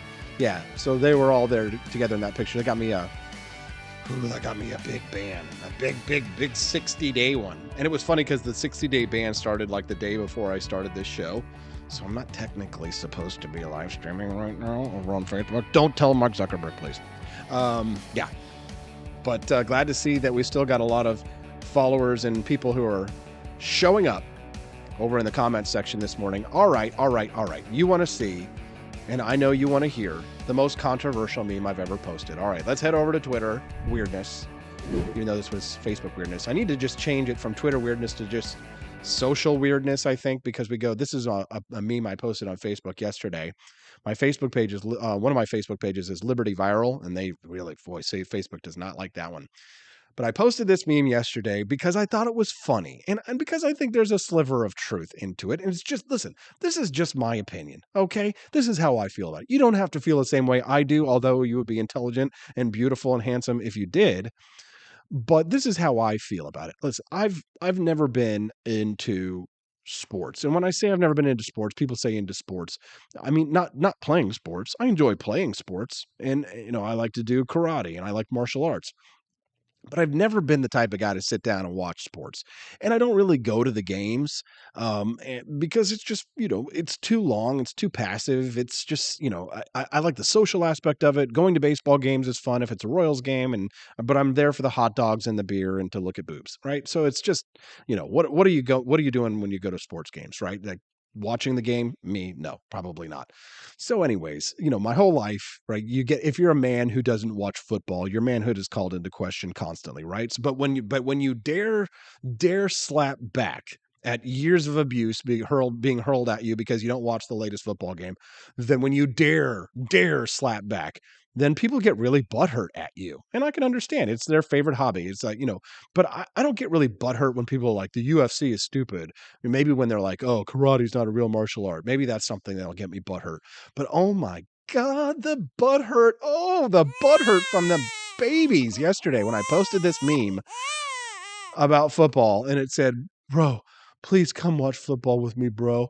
These grown men that I've never met mean literally everything to me. We can watch them run from one end of the field to the other. My favorite part is when they huddle up and tell secrets to each other. I'll stand in front of the TV and nervous wreck the entire time. And if my team loses, I'll be in a rotten mood for the rest of the night. Please, bro, the game only lasts like 4 hours. And, oh, man, it got... 266 reactions, and man, people are they were not happy at it. One of the first things that they posted was, shh, let people enjoy things. Somebody posted over there, and it's like, no, you don't let me enjoy things. I'm not going to let you enjoy things. How dare you? How dare you? Exactly. Football is super boring, said KD Hopkins. You see a little action and then a commercial break. Yeah, exactly. Nobody likes things where you watch something, you see a little action, and then it's a commercial break. Another commenter over there said, I know it's a troll post, Josh Rogalski, but growing up, it really helped me and my dad bond. We like different teams, and it gave us something to do together we both truly enjoyed. As an adult, I bring beers over, and it's honestly one of the better parts of my life. 4 hours of snacks, beer, and spending time with my father. Just saying. Okay, now that I understand. And again, if you like it, it's fine. But, I can tease you about it a little bit. The game is only 1 hour, says David Allison. The commercials are like 3 hours. I quit watching that nonsense like 8 years ago. Tried to watch a Thursday night game because Amazon made it too easy and then turned it off after 5 minutes because there was only 45 seconds of gameplay. Another listener says, or the Angry Alaskan commented, said, I'm glad a good portion of our society has reverence for celebrities and sports players rather than politicians. I still think having reverence for another human being is stupid, but some people need it, I suppose. Ted Ambrose says, tell me you're angry about being unathletic without telling me. Bro, Ted, you're probably fat. You weigh 300 pounds and you sit on the couch and you watch a game that you either never played or you were never good enough at to be able to get into. But me, on the other hand, I could kick your head with either one of my legs. I know karate, dude, so I'm not upset about being athletic. To me, football is really martial arts is what football is supposed to represent, right? To me, the UFC is a real sport. I mean, it's like the point of football is like you're just pitting man against man. You're all wearing pads and these kind of, less than straight pants, right? And you're showering with other men, right? We don't do that in the UFC, and you don't do that in martial arts. It's much more masculine, right? It's true. The UFC is way more masculine than football, and you've just got to admit that. It's just true. And there's no pads in the UFC. The only pads are on your fists, and even those aren't going to really help you any much from the enduring pain that you're going to receive. How much blood is there in football? Almost none. Almost none. It's to me, it's just sort of a watered down sport. And I think a lot of people would agree with me. And, again, it stops. The action stops every 45 seconds and they go from one end of the field to another. To me, it's like the ultimate fighting and MMA is what football is really all about without any of the pads or any of the pretense. Like, that's why I enjoy it, because to me, that is a real sport. Football is, I don't know, just a major distraction. That's just how I feel about it. I don't want to go and sit down and watch 4 hours of you being upset because your team didn't win. Okay. I want to go watch 30 minutes of Mike Tyson punching somebody's head off, or something like that. Conor McGregor acting like a fool and, getting destroyed in the ring and breaking his leg. Why water this down and put helmets on and feel all, it just seems, I don't know, just weak compared to Ultimate Fighting. What do you think? All right, I gotta go. It's the end of the show, but I want to ask you a favor, and that is to check out my online shop. The holidays are coming. Halloween is coming. I've got an awesome Halloween collection that I made for you. Do me a favor, head over to AP4 Liberty Shop. As soon as the show is done here, AP4 Liberty Shop. That's AP, the number 4, AP4 Liberty Shop. And check out some of the merch there. It's cool stuff. AP watches soccer confirmed, says Milcert Mike. Go to hell. Thank you for that, Austin. LOL. Matthew Gillette. Appreciate you very much. It's nice to see all these new names over there. Matthew Gillette and so many other people that we haven't seen before. It looks like the show is growing. Check out my online merchandise store. We do have Christmas items over there as well, like Clarence Thomas in a little snowflake ornament. All kinds of fun stuff. Get your holiday gear over at ap4libertyshop.com. That's AP, the number 4, ap4libertyshop.com. Don't forget, tomorrow we're all going to meet at wakeupAmericashow.com. That's where we're all going to gather. wakeupAmericashow.com. We'll see you there. Have a great day on wakeupAmericashow.com.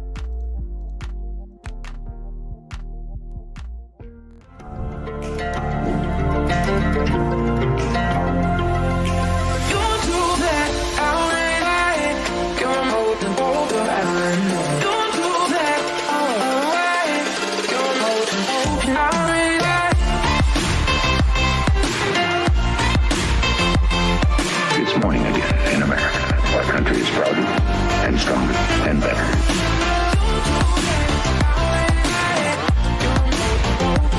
I like shooting things, but whenever I can't shoot something, I like to cut things. My life isn't all about shooting and stabbing and cutting, though. Sometimes I have to do actual work, but when I work, I still like to have fun.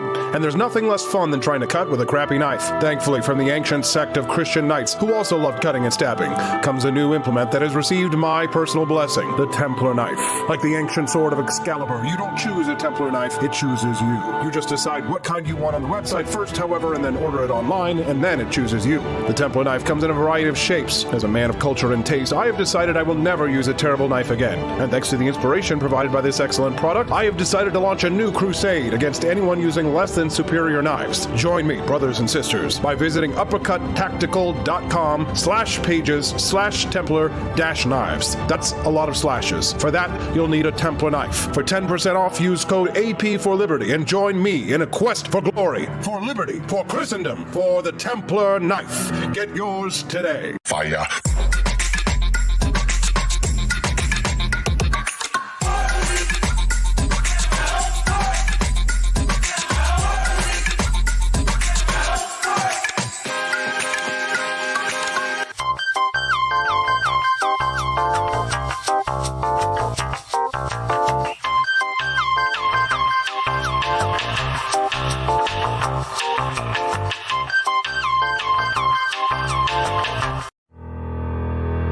Your printing company stinks. They charge you too much money and they don't love America enough. We've got the solution. Patriot Printing USA. Whether you're running for office, saving souls, or just need business cards that will get you the new job you've been looking for, Patriot Printing USA has got you covered with the best prices around. Palm cards, brochures, bumper stickers, door hangers, you name it, we've got it. PatriotPrintingUSA.com. That's PatriotPrintingUSA.com.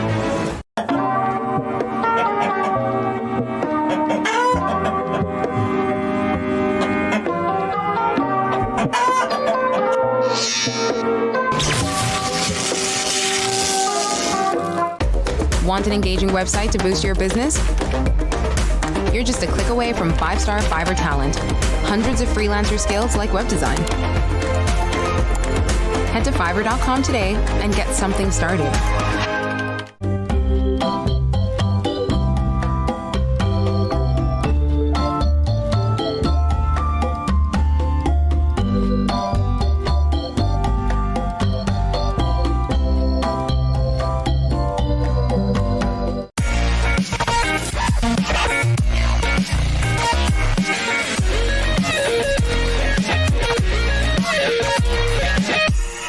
Average Americans are turning into conspiracy theorists at an unprecedented rate. Flip City Magazine was created for new converts to aid in their in-depth research along the path of absolute truth. We offer the hardest-hitting news and opinion delivered uncensored in print directly to your door. Display proudly on your coffee table or hide discreetly under your mattress. Flip City is the magazine they don't want you to see, much less read. Subscribe to Flip City Magazine today at flipcitymag.com.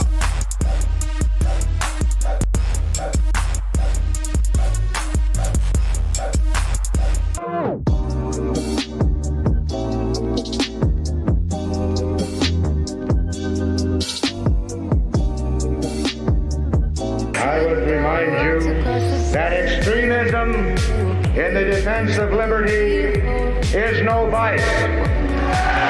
It is better to settle these matters in the courts than on the streets, and new laws are needed at every level. But law alone cannot make men see right.